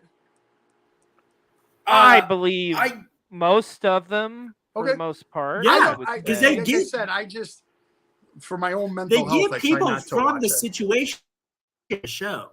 Like they go deep. Yeah, I just wonder because as much as we all know, like when you read the wrestling books, you have to take everything with a grain of salt. I think there's always 2 or 3 sides to a story, and that when they make some of the, because I know flat out some of the stuff I've seen in some of the stuff is a lie. You know, or they've made it to somebody else look bad. But I'm just curious what you guys think. I feel like for the most part, I do. You think I should check them out? I'm intrigued. I think it's worth a watch. You know, there's an episode on Portland wrestling that is phenomenal. Okay. The one about Portland. Great, that's one of my. Oh, that's another one. That's part of the territory show they do, but still, it's the same. It's in the same producer. Yeah, I know that they did. Yeah, that was the 2nd or 3rd season. Isn't that, or is that a sub-season of that show? But yeah, they're on their 4th season now. Shows. Yeah, they're on their 4th season. I'm excited for this one coming up because, like, I really want to see the one on Magnum TA. I think I've always found that to be a fascinating story on Magnum and how his career went. The episode I'm excited for, and I'm like Nicholas. I don't usually like talking about this kind of stuff, but they're doing a episode about Tammy Sitch and Chris Candido. Yeah. That'll be interesting. And I'm very intrigued in what gets said in that. Yeah. But as I was saying, in 95, Ric Flair is feuding with his cousin Arn Anderson. And who out of all people decides to help Arn in his war against Ric Flair? One Brian Pillman. And they form an alliance, which Can we leads actually go to the? Oh yeah, Can go we ahead. talk about how they dropped the cousin thing like halfway into the mid '80s, and he just Yeah, I guess they did. Then they kind of used it again, essentially. yeah. It's kind of been on It was again, a off best again. That's friend why we thing. love. That's why I love pro wrestling. Yeah, we'll go So back. great. I mean, it's like. I just feel somebody sitting in the background like they'll just believe whatever the fuck we tell them. They won't. Yeah, they'll buy it. Hey, we mentioned this 10 years ago. I think they'll remember. If they don't, You know that thing we told you like they were just buddies. They're really cousins, and he's from Minneapolis. Oh yeah, definitely. No, I love wrestling. That's why I don't like to nitpick it too much because I once saw lightning. Undertaker shot lightning out of his palm once on a Raw or SmackDown. So I mean, it's just. Yeah, like only wrestling fans could nitpick something like, yeah, but that lightning bolt though, if you look at the clouds up in the sky and at the weather, it would have been a different type of bolt. Only wrestling fans would nitpick something like that. But anyways, well, well, think about this is just a side thing, and I don't mean to get off, but think about the basic concept of the lockup, okay? And then you grab a guy by his wrist and whip him into the ropes. Think about any time that you would ever be in a combative situation that you would grab a guy and throw him and he would bounce off something and come right back to you. I mean, right off the bat, like just the inclination of what you're going to start dissecting is truthful and not. And that's what I believe that two guys would come down basically in their underwear. Like I've seen it millions of times out at the bar. And when they go to lock up, he's going to grab them. I mean, that's why I always go, just stop. Yeah. I mean, I want you guys to think right now, like, if you've ever seen two human beings, one guy throw another guy and the guy just run as fast as he can, turn around, bounce off something and come straight back at you. Right. Any form of combat. I might be wrong. Maybe people do that. I've never been everywhere in the world. I've never seen everything. Because remember, even back in the 20s, fights used to start like this. Fisticuffs, yes. Yes, Barnaby, yes. Truly my mustache. But anyways. I'm just messing around. I'm just kidding. No, bro. No, it's a valid point, man. But as we're talking here in 95, so Ric Flair decides to enlist his friend Sting. Yeah, his friend. To go to war with Arn Anderson and Brian Pillman. This happens at Halloween Havoc 95. They have a tag match, and this may shock you. Ric Flair turns on Sting. What? And thus you would think Sting would learn because this happened again in TNA. Well, I think even in the build-up to this, Sting even was like, if you turn on me, I'm going to get you. Well, how many times can you trust Lex? And he gets, that's true, too. Here's my thing. Yeah. Sting's got to stop trusting people. I think I'm one of the top 5 Sting fans in the country. But I will say this. I don't know if Sting is the most naive person or the stupidest son of a bitch on the planet, but his trust issues, he has repetitively done that. Yeah, I love Sting and I love that, but every time you're like, dude, I'm waiting for Darby to turn on him. Yeah, and be like, dude, I told you Darby was going to mess. Dude, you cannot trust anybody in this business. I would love a heel Darby. Ooh, just saying. That would be interesting. Just pushes him off of something. That's the last time you see Sting. Yeah, that's how his big swan. That's how. Wow, that'd be crazy. So 95 here. So now we have the new formation here of the Horsemen, which we get Brian Pillman along with Arn Anderson, Ric Flair, and their fourth member would be Chris Benoit. Yeah, I had to say his name. I know, but he's a big part of the history. His name a lot in the last 5 years. In the next 5 years. Yeah, because I mean, Chris Benoit was a huge part of the Horsemen towards the end. I mean, he was pretty much stuck and glued to the Horsemen here until their demise, essentially. Yeah, but I really loved this faction, this group of the Horsemen. I think and Pillman, man, he was way ahead of his time at this time frame, doing some of his like crazy, man, gimmick, the loose cannon stuff. Oh yeah. And then like I'll never forget that Clash of the Champions where he's a horseman and he's going up against Eddie Guerrero, and he like gets Bobby Heenan and like razzles him, and you like Bobby Heenan literally on the air is like, "What the fuck are you doing?" And Bobby like walks off, and like then he has to come back, compose himself, and he apologizes pretty much for dropping an F-bomb on TV. But oh man, if you can get Bobby Heenan like and work him, man, then you're a fairly special talent. Now, of course, Brian would end up going, becoming a free agent, and go to ECW. We know how that went. Of course, the injury, unfortunately, with the accident, would never be the same. But that's another story for another time. So now you have this version with Arn, Chris Benoit, and Ric Flair. And at the time, Chris Benoit is in a very bitter rivalry with Kevin Sullivan from the Dungeon of Doom, because at this time frame, the Dungeon of Doom and the Horsemen have been working side to side. And we're not going to talk a whole lot about the Dungeon of Doom because it's the Dungeon of Doom. But anyways, so those guys kind of working hand in hand with each other. And then the real life story comes into place because at this point, Chris Benoit is dating Kevin Sullivan's ex-wife, Woman, aka Nancy. And they were involved in a pretty strong rivalry. And then while this is going on too, you have Steve McMichael, who is an announcer on Nitro, getting kind of involved with the rivalry with Ric Flair. This would culminate at the Great American Bash of '96, where he would team up with other football player Kevin Green going up against Arn Anderson and Ric Flair. And Steve McMichael, they brought him a suitcase with some money in it and a Horseman shirt. And, well, Mongo became a Horseman. And now we have a new group with Steve McMichael.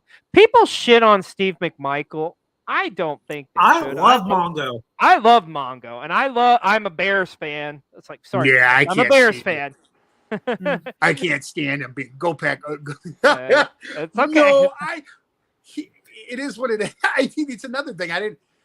Growing up watching whenever celebrities come into the ring or other athletes, I didn't expect to see Lou Thez in there or Vern Gagne or Billy Robinson. We got Mongo, and Mongo was turned to 11. Man, he was like, if literally you had to take what the essence of the Horseman lifestyle was and make it into a human, that was Mongo, man. Wild, in your face, living it. There's out to Mongo too. What's with everything he's going through right. I said prayers out to Mongo right now with everything he's going through right now. Apparently, what was it? He has is it ALS? ALS. Yeah, he's got ALS. Yeah, because he's such a great personality, man. Had a phenomenal football career, and I think personally he had a great wrestling career. I really loved watching Mongo. Mongo and Benoit, I thought was fun to watch those two guys work together. Mongo working with Arn, so. You have this group of the Horsemen, and it goes pretty good. The only problem, we get the Ric Flair copycat. We get double. Yes, but I was gonna say the one problem is at the same time this is happening, literally the NWO shows up. Yeah, and of course that's all everybody's talking about is the NWO. But so then you have the Horsemen who were like a heel group. Now they're turned kind of into the babyface group because they're part of WCW and they're going to war against the NWO. And now at this time frame too, unfortunately, Arn Anderson would suffer a career-ending injury at Halloween Havoc '96 in a matchup against Lex Luger. And Arn would he would be sidelined. So you needed somebody to fill in for the Horsemen. And Michael, you said it yourself, my friend. They brought in Mr. JEFFJARRETT Jeff Jarrett as a Horseman. With his weird white get-up. Oh my I god! never understood that attire. With it's like the Chippendales the kind straps? of attire. Yeah. Yeah. Okay, guys, I'm going to ask you this: was Jeff Jarrett a Horseman?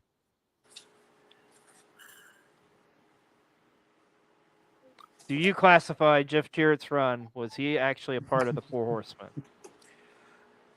I'm no authority to tell anybody, but who they are, where they belong, or what. But literally, I forgot Jeff Jarrett was even a part of that, as you were saying. I'm not answers the question.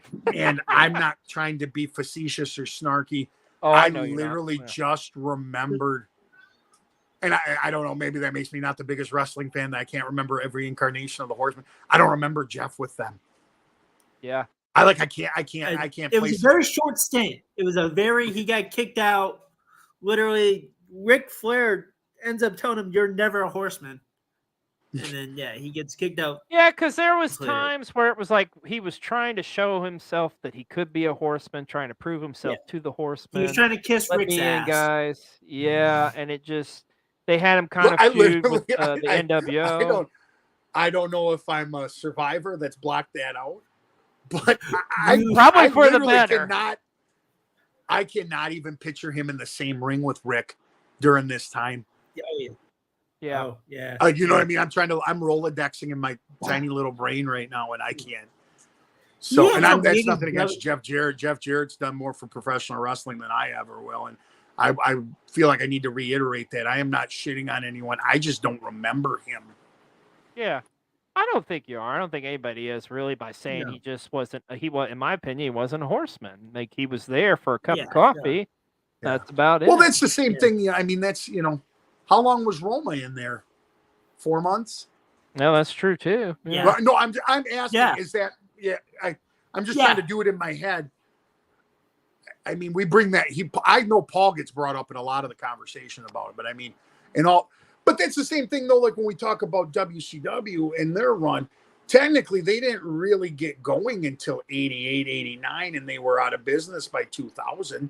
I mean, that's, 2001, 2000? Yeah, one. I mean, no, 2001. Yeah. So, I mean, when you really think about it, I mean, that's one of those things, too, like where we do longevity and all this stuff, and we talk about that.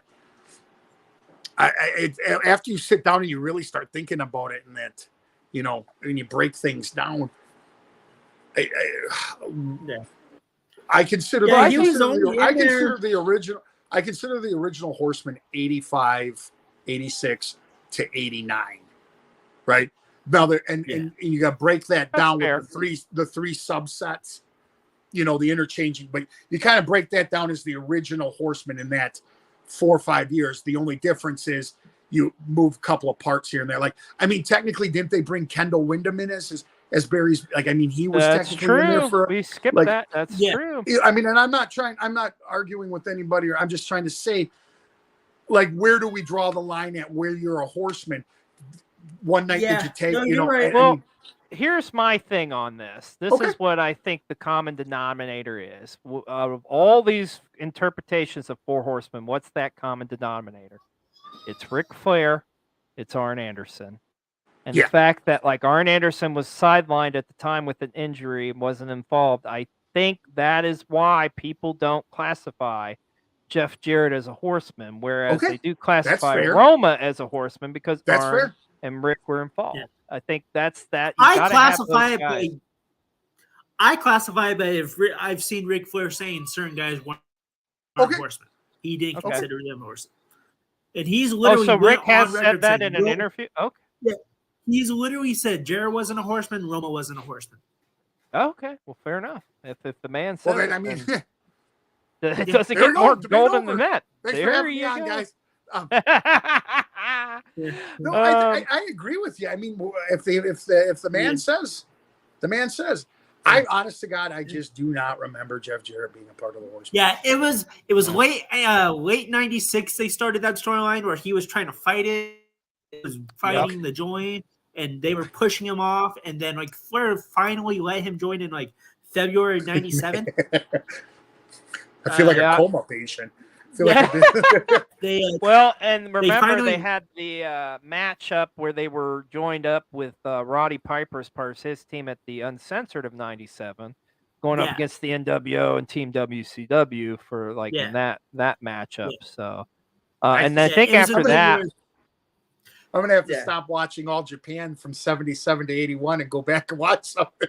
Man, no, you're watching the good stuff, brother. What's up, Deontay? How you doing, brother? Yeah, but yeah, he finally joins in like February 97 because Flair's finally like, you know what, I'll let you join, even though nobody else wants him around.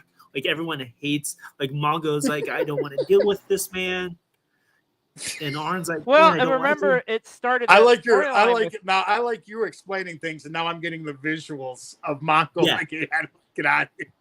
Yeah. Mongo don't like you. Mongo only pawning Game of Life. No.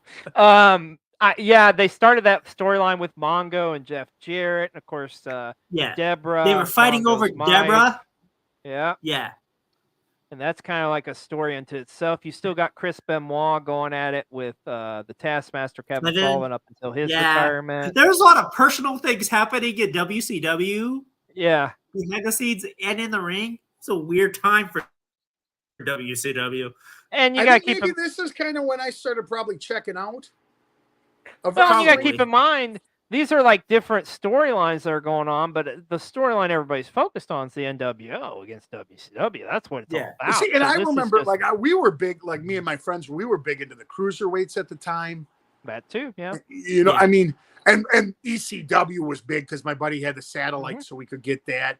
And I'm not trying to downplay anything, but I think maybe that's all it was. And we were probably, you know, I'm 16, 17, 18 years old at the time.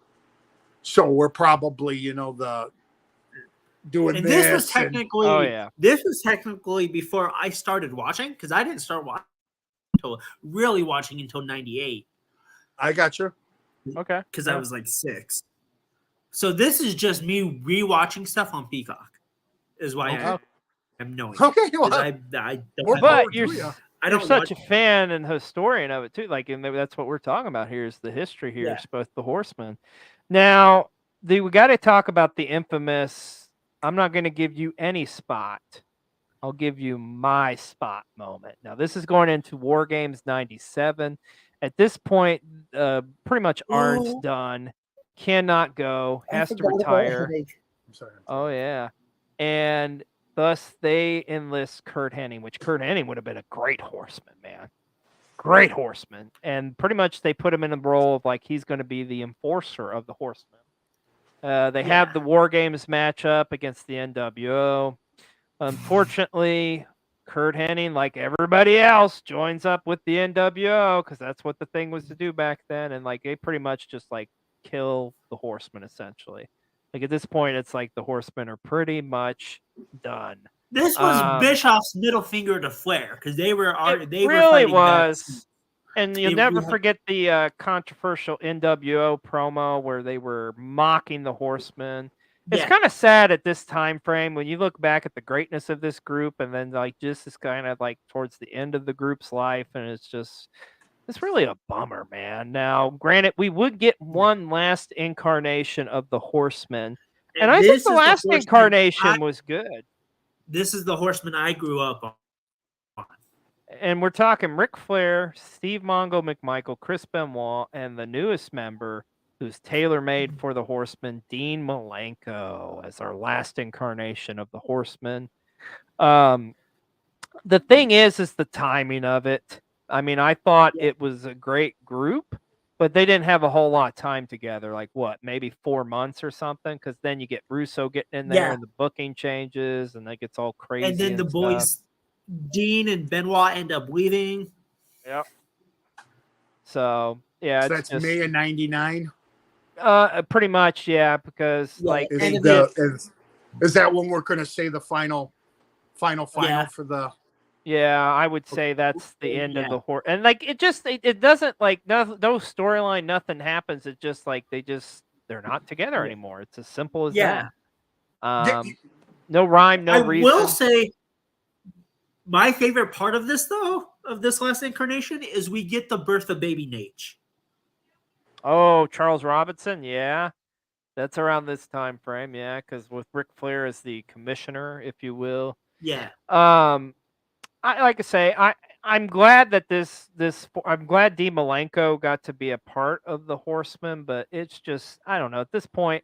Yeah, the thing is too, you got to look at the time frame with WCW. They're about factioned out because you've had the NWO. Now you got the NWOs broke up with NWO Hollywood, NWO Black and White. You got the LWO. I mean, you got here with the Horsemen, Ravens Flock. It just goes on and on. Yeah. And just I don't know. It felt like the Horsemen just ended, and it was like that was it. Yeah. and then the Horsemen end, and then before they leave, Benoit and Malenko are part of Revolution. Yeah. With Yep. Shane and Perry. Yeah, Shane that Douglas? happens, and then like I think Benoit gets kicked out of that group or something, and then like they they shortly join. after. Yeah, and I mean at this point, Ric Flair's like not really Out. there. Like he's involved with a couple things, but there's that controversy with Eric Bischoff and the lawsuit, etc. Arn's pretty much done, and like I said, if you don't have Arn and if you don't have Rick, you don't have a Four Horsemen. It's as simple as that. Yeah. But it's crazy to think that one of the greatest factions of all time would come to an end like that. But it's the reality of the. It's sad, and it's the reality of the thing. But here's the thing: you cannot take away the legacy of the Four Horsemen. That's kind of what I want to talk about next here, because we talk about this a lot, often imitated but never duplicated. Think about like the blueprint the Horsemen made for factions, and think about these similar factions throughout the years. And I mentioned this one earlier. You got to talk about evolution. Look at the similarities there. And I mean, yes, you do have Ric Flair, but then you have like Triple H is the top guy, and he's got to hold on to that belt. And he's got his young muscle in Randy Orton and Batista. And it's crazy to think of the similarities too when, like we mentioned earlier, Batista going after Triple H, and then Orton getting kicked out of the group because he won the world Orton title. Trying to young bucket, on the big buck. Oh, yeah. Sorry for that bad analogy, but they drop him out. I mean, that's the same thing though. What I really thought that they could have done with a Paul Roma type, if it would have worked out, was have this guy that's trying to, you know what I mean? That's how you could have done a catalyst. But what a great like retry at something Evolution is. Well, and I think the concept was there was so smart too, because you've got like your current world champion, your current top head guy of the business going Triple H. You've got Ric Flair, the old guard, he's like kind of the guy teaching, and then you bring in these young guys like Orton and Batista. And it's just crazy to think, like at the time you think these guys are going to be the next Evolution. But my God, were they ever? Rick Soley, yeah, Hunter's Rick, and I mean, to a degree, that's what when we're talking about legacy and that. What you kind of see them have laid down for Malenko and Benoit. Yeah. If things hadn't gone, you kind of see them. Everybody's starting to go to the next phase of their careers and what that should be. I always grew up with, once you couldn't go anymore, you either kind of went back into tag teams, and then when you couldn't really go anymore, you became a manager or something. And that's kind of what I think that you could see there. But I think once you what's up, Derek? What up, Derek? I think you can see that that's kind of the blueprint that they were going for. Because I mean, that's really that's what it was. I always thought that Ole was what his role was going to be, but they got lucked out and got Dylan. And then when they, and then things happen. But I don't know if I want to say verbatim. Yeah, that Evolution similar. Is for step by step, but I mean, I think the core concept is there, and I think I think that's a great one. I think Evolution needs to be brought up. Yeah, and I think that's what they were gonna try to do with Randy and Legacy. Yeah. I think so. Aspect. Yeah. And I think this is the kind of the spot where we're at now too.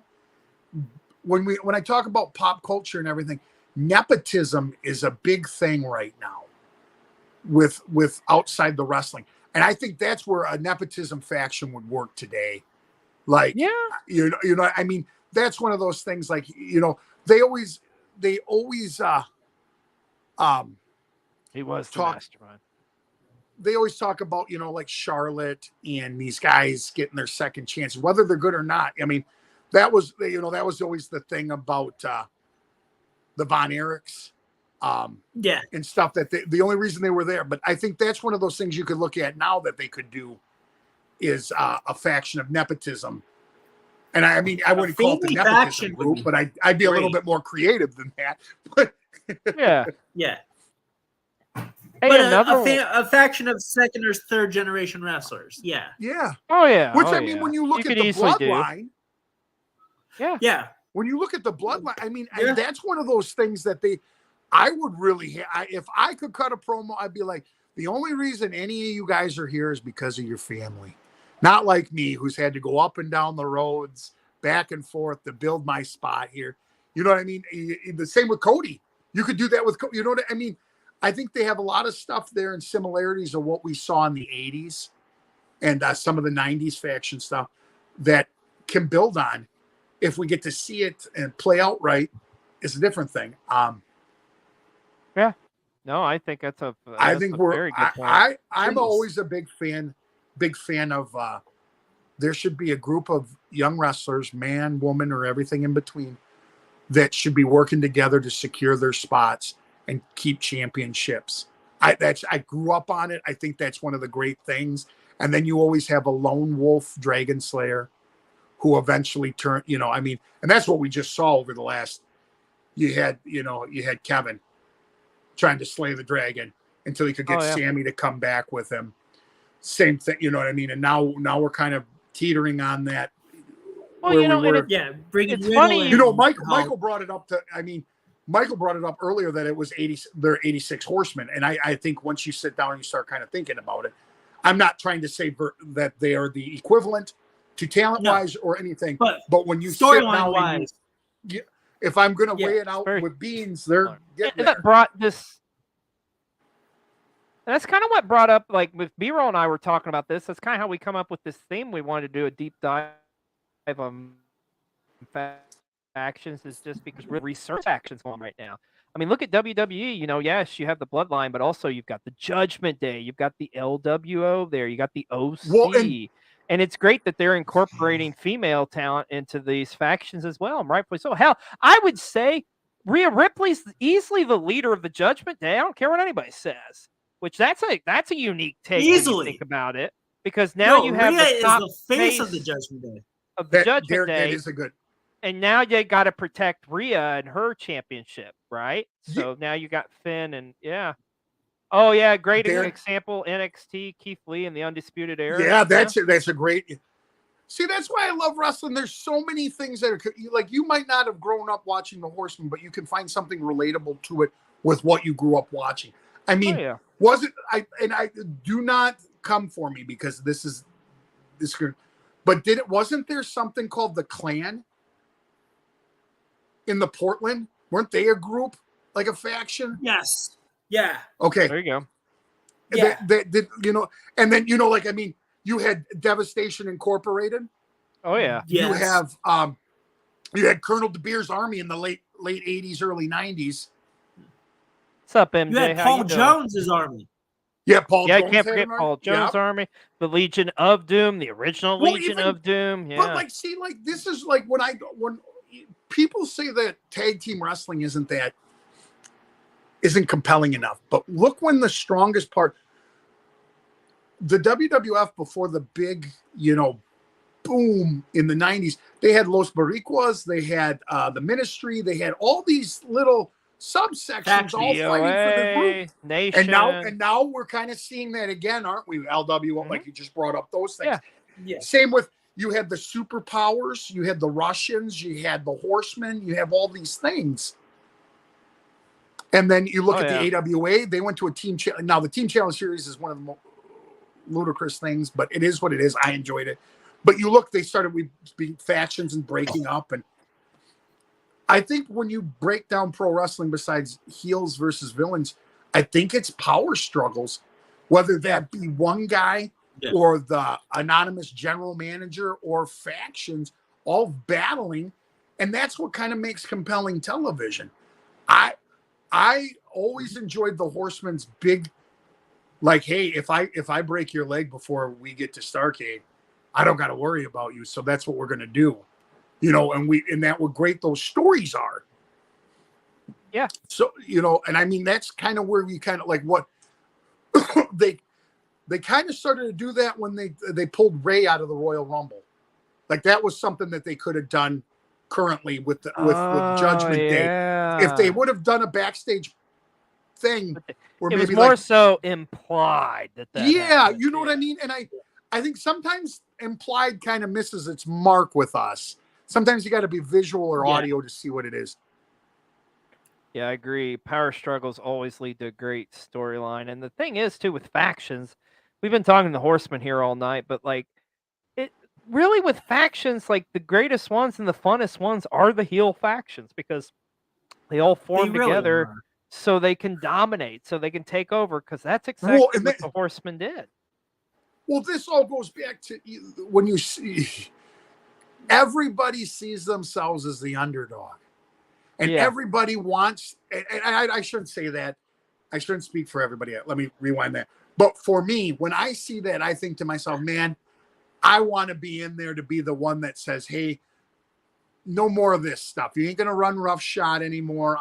Sting. I'm not going to do it. I'm going to drop from the rafters to take on the NWO. Same thing. Like I'm Magnum. I stand up for the working man. I'm Dusty. I'm the working man. I'm not going to let you guys. You're not going to come into my town and bulldoze everything and everybody's going to lose their jobs. I'm going to fight you. Same equivalent. You ain't going to take the world title and go hide in your limo. You're going to come find me in Greensboro and we're going to go at it. That's the stuff that I just hook, line, and sinker. I don't care. I'm 44 years. I'm 44 and I understand everything behind the scenes, but man, I still get sucked in. I get sucked in. And that's like when you watch the old lady in Portland with the purse that used to hit people when they come to the ring. Yeah. Same with everything. You get sucked in and you're like, we have a guy in our area called Frank the Clown. Oh, yes. I don't know if Frank's a good performer. I don't know if Frank is great. I hate the guy. I want to strangle that guy. You know what I mean? But that's the thing. And then when I see the guy go to fight him, now I'm projecting that's what I want, I'm sorry, that doesn't have to do with factions, but still it's the essence. I think that's why we see that dichotomy of what we like and why the Horsemen work so well. Yeah, absolutely. So guys, come to this a point here on the show as we're winding down. There's a little segment we like to do here on Learning the Ropes, a little something called Fantasy Warfare. So that being said, I want to do a little fantasy warfare, some fantasy booking. What about this? Been talking about it all night. Could you imagine the four horsemen at the height of their greatness going up against the Bloodline? How awesome would that matchup be? Because the Bloodline is easily the best faction going in all of wrestling today. I don't care what anybody says. I mean, the Bloodline is killing it with their storyline, especially over the past, year and something. I mean, my gosh, you've got Roman. God, now I really want to see a tag match between the Usos and Arn and Tully. Oh my God, could you imagine the Usos, as great as they are, going against Arn and Tully in a tag match? Give me Solo going one-on-one against Barry Windham, and then Ric Flair and Roman Reigns one-on-one. Oh my God. Yeah, but see, here's the thing, and the thing that we're talking about now, you have, to me, I mean, there's always factors when we do this fantasy stuff, so we have to put everything aside and just do that. But it's the outside the ring strategy. Paul Heyman, J.J. Dillon. Oh my God, that's the matchup. Because they're gonna be one. I can see Rick, if we're doing old school Flair and them, like we just talked about, they're going to catch Roman in the gym and drop weights on his chest, try to break his arm before the match. Yeah. You know what I mean? Same with, if it's them, they're going to send Solo out. Sorry, I pronounced that guy's name all the wrong. They send him out to... But think of this, though, with the Bloodline and this story that's been going. They have presented throughout the time frames, there are moments where Roman kind of has these odd moments of like insecurity. You know, and that's and the thing is with the Horsemen, they didn't have any damn insecurity. If they had a problem, they're going to meet you in the parking lot and break your damn leg. And I think that's one of the things that resonates with when I talk pop culture and what's happening. That's the thing. And I think the heels never showed weakness, never anything, other than you're cowards. You know what I mean? Yeah. And I shouldn't say heels never did, but you knew that they were cowards because they cheated or they didn't go one-on-one or take a count out. But they never wasn't like, we can't beat you because we're not good enough. Yeah. But that's one of the things though, like that makes it different, like more relatable. I see today's fan being able to sit down and be like, I got self-doubt like he does. And I also have confidence when he does. I think that's why one of these things is relatable, and you get that big sellout at Mania, and you get these. I think you're bringing. I don't know what the numbers are of people that weren't interested before, but I think you're getting some people that like, hey, I'll flip on during this. It's kind of cool, where like the Monday Night Wars. Everybody, it was one of those must see TVs. Like everybody, like everybody at the school was talking about. I remember like even my brother's friends, who were 10 years older than me were, did you see DX? You see what they did last night? You see what the NWO did? You know what I mean? And we kind of get a glimpse of that. We don't get the numbers we do. But that's one of the things though, like with TV though, it's hard. I flip on that television and I've got streaming services. I have multitudes of options to watch things and I forget Raw starts. I forget things happen. It's not, when we were younger, I didn't have, 12 shows maybe on Monday night, that were, and half of them different era. Yeah. And half of them weren't geared towards us. Yeah. So that takes it down to 6 shows. Yeah. It's such a different, it's amazing to look at the history of like just wrestling in general and like just the waves they've been through. But it's one of those things we often have these conversations in sports. Like first one that comes to mind is basketball. Okay, who's the better player?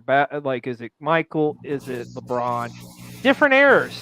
You can't really compare them that much because completely different styles of basketball.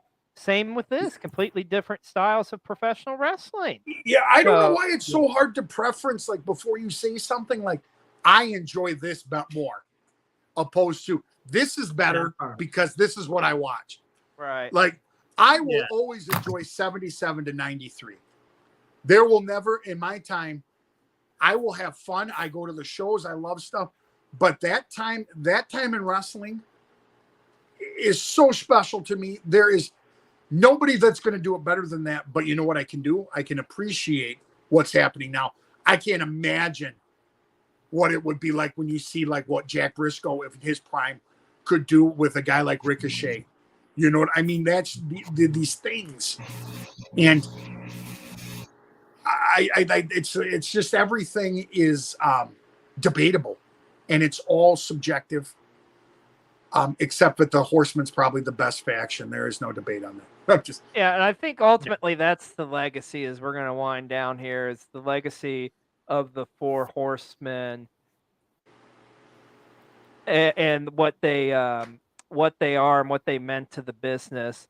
I mean, the thing is, you look at it, they are the first team to ever go in, or the first faction to ever go in the Hall of Fame. It's the Horsemen, and rightfully so. Yeah. I mean, the Horsemen, we're going to have this discussion all this month on factions and stuff. But the thing of it is, the Horsemen is the blueprint. They laid the ground. I know there was other factions around that time and before, but the Horsemen's the first one that really like people really took a shine to. So, and I think ultimately that's what's going to be their era. Absolutely. Yeah. So tough. It's difficult. It is difficult to pick a Mount Rushmore of wrestlers. But it's also I'd like. Go ahead. I'd like to point out that the incarnation of the Horsemen all together are Hall of Famers, and then individually they're all Hall of Famers. That's what I mean. That's wild. Yeah. You know what I mean? I mean, it's one thing to be part of a group like sometimes guys, the '96 O line or whatever's put in a thing, but maybe the right tackle isn't as good as everybody else was.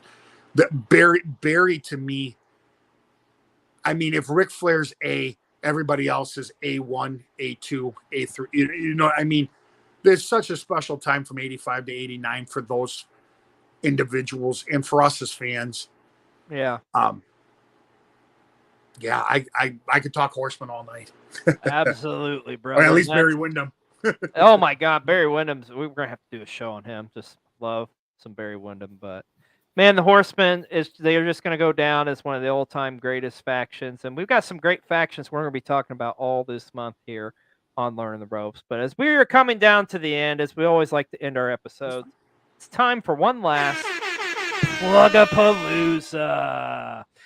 And as I mentioned earlier at the beginning of this show, this week on Cole TV, you can catch a brand new episode of Pro Wrestling 60 tomorrow night at 7 p.m. Eastern Standard Time. I'm joined by a very special guest. Hambone sets in with us this week on PW60, and we talk everything that happened in the world of wrestling, because it was another busy week, as it always is in wrestling. So that will be here tomorrow. And then Tuesday, you can catch a brand new episode of Colecast, the podcast for all of us. This is a really fun episode. B-Roll and I was joined by Husky Rhodes, as well as Bree from the Wrestle Talk Wolfpack, and we actually did a tournament, a NCAA-style tournament of fast food items. And I got to tell y'all, you're going to want to check it out, because you're never going to guess who the winner of this tournament is. It's kind of a Cinderella story. You guys got to have me on Food Talk. Oh, the next food one. Food, you got to bring out the fatty. Oh, the next one, we are definitely going to have to do that, my friend, because we already want to do another one of these tournaments, because it's a crazy one. But that's what we got cooking. We need to do a Wrestle Talk or a wrestling personality cook-off get-together sometime. Yeah. Or barbecue. Let's go. Oh, man. I'm all for it. Like, to me, yummy yums and the tummy tums. So, and as always, you can get some of our merch over at sweetdollfacecreations.com/big cartel. You always check them out. There is their link at the bottom there. My friend Nicholas, I know you got a lot cooking, my friend. Why don't you get some plugs in here and tell us what where people can follow you, what you got cooking, and all that jazz. I'm Simple Nicholas on all forms of social media except for Snapchat. Not there yet. I work. My partner and I run Wrestling with Classics. It's a preservation of professional wrestling. We're branching out to do meet and greets with younger wrestlers. And helping preserve wrestling and helping newer fans understand lineages and all that. One of my exciting things that I'm a part of now is my soon-to-be 7-year-old daughter is in love with professional wrestling. She goes by Ruby Ringside. We are putting together small interviews to put together on my Simple Nicholas YouTube channel, and I will share on my Facebook with friends and family. The YouTube I can protect who can see and who can comment on that. We're I'm very protective of my daughter. I'm not trying to exploit her when she does not want to do this. We will not do it anymore. Right now, she's very interested. With that being said, Ruby Ringside is going to be in St. Louis, Missouri on May 13th, next Saturday, for SICW. They have the Bruiser Brody memorial show, but during the day they have the St. Louis Hall of Fame wrestling convention, and Ted DiBiase's there, Stan Hansen. Oh man, you go to SICW.org and they have the list. But I'm going to tell you something. If you're an old head like I am, they have a very special guest that I am very excited. It's a first time meet for me. It's going to be Spike Huber. If you don't know who Spike is, he was very popular in the WWA. He was married.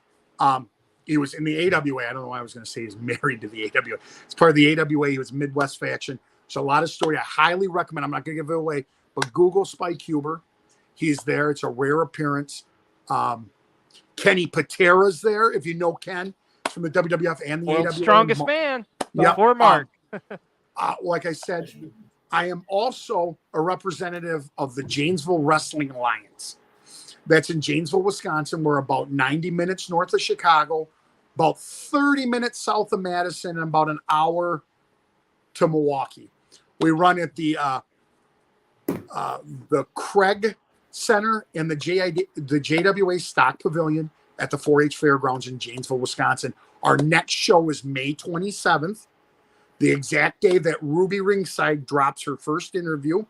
Yeah. There is all kinds of great stuff. If you follow me on Facebook, TikTok, there's links to all those things.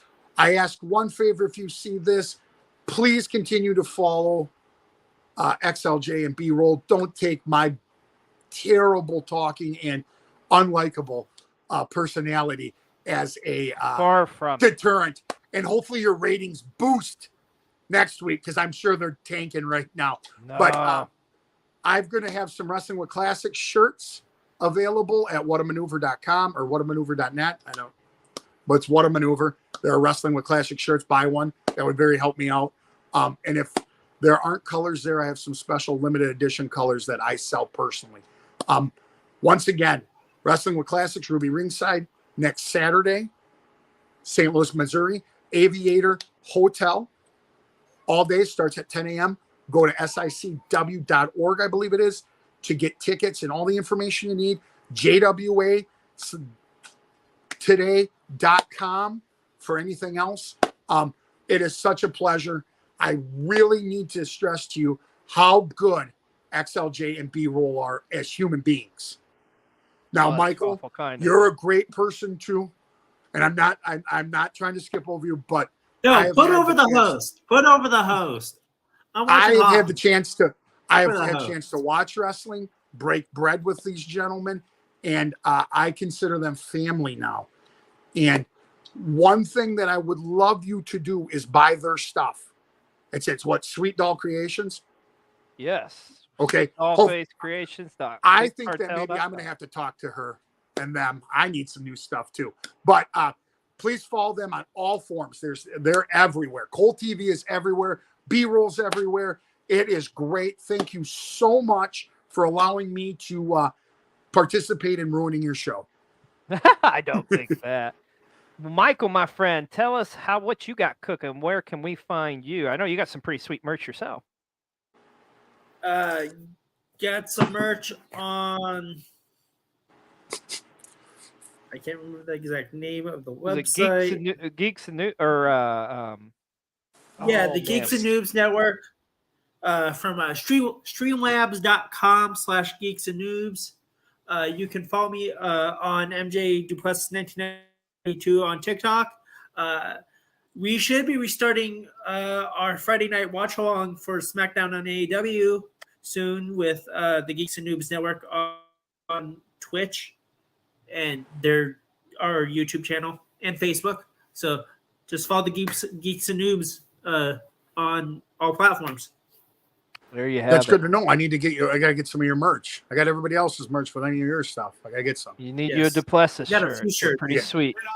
Yeah, you do have a couple. That's right. Now, I forgot about that. Well, gentlemen, I can't think of any two better people to join us here tonight as we're talking the Horsemen. And I by the way, I do love the Yeti shirt. Yeti! Put it on. I didn't even notice that. Yes. That's independent artists.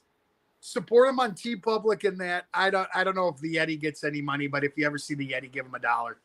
This shirt is awesome. It's funny, like pulling back the curtain here a little bit, like mid-show. I looked over and glanced at your shirt, and I started cracking up internally, but I kept going. But I was like, "Oh my God, he's wearing a Yeti shirt. That's amazing." I just got a new shipment, a bunch of wrestling shirts in, and this one is my favorite. Other than I got a Barney the Dinosaur shirt that says "Commit Tax Fraud." Those are my two favorite shirts that I got on my new bundle. I love it. I love it, man. Thank you so much. You guys have no idea how honored I am. Thank you for having me. Oh, absolutely. And that's going to pretty much wrap it up for us this week. But don't forget, we'll be back here next week. Mr. B-Roll will be joining us. And, hey, we got our very special guest, Hambone's going to be coming on. Because guess what? Hambone's great. We are going to be talking about our next faction up next. We're talking DX. Yeah. We're going to talk about D-Generation X next week here on Learning the Ropes. So should be a good time. Well, thank you both again for joining us. I can't appreciate you guys so much. You are family to me as well. Yes. Love both of you guys. And seriously, if you all aren't, give them a follow. They definitely deserve it. And there it is. The proof's in the pudding. He's got the world title, among other things. So well, that's going to wrap it up. Yes, please get that catchphrase in, brother. Be well. Be positive. Have a good day. There you go. Thank well, you we'll so see you much. next week here. Woo! On Learning the Ropes. We talk about DX next week. Everybody have a great week, and we'll see you next week here on Learning the Ropes. Let's go.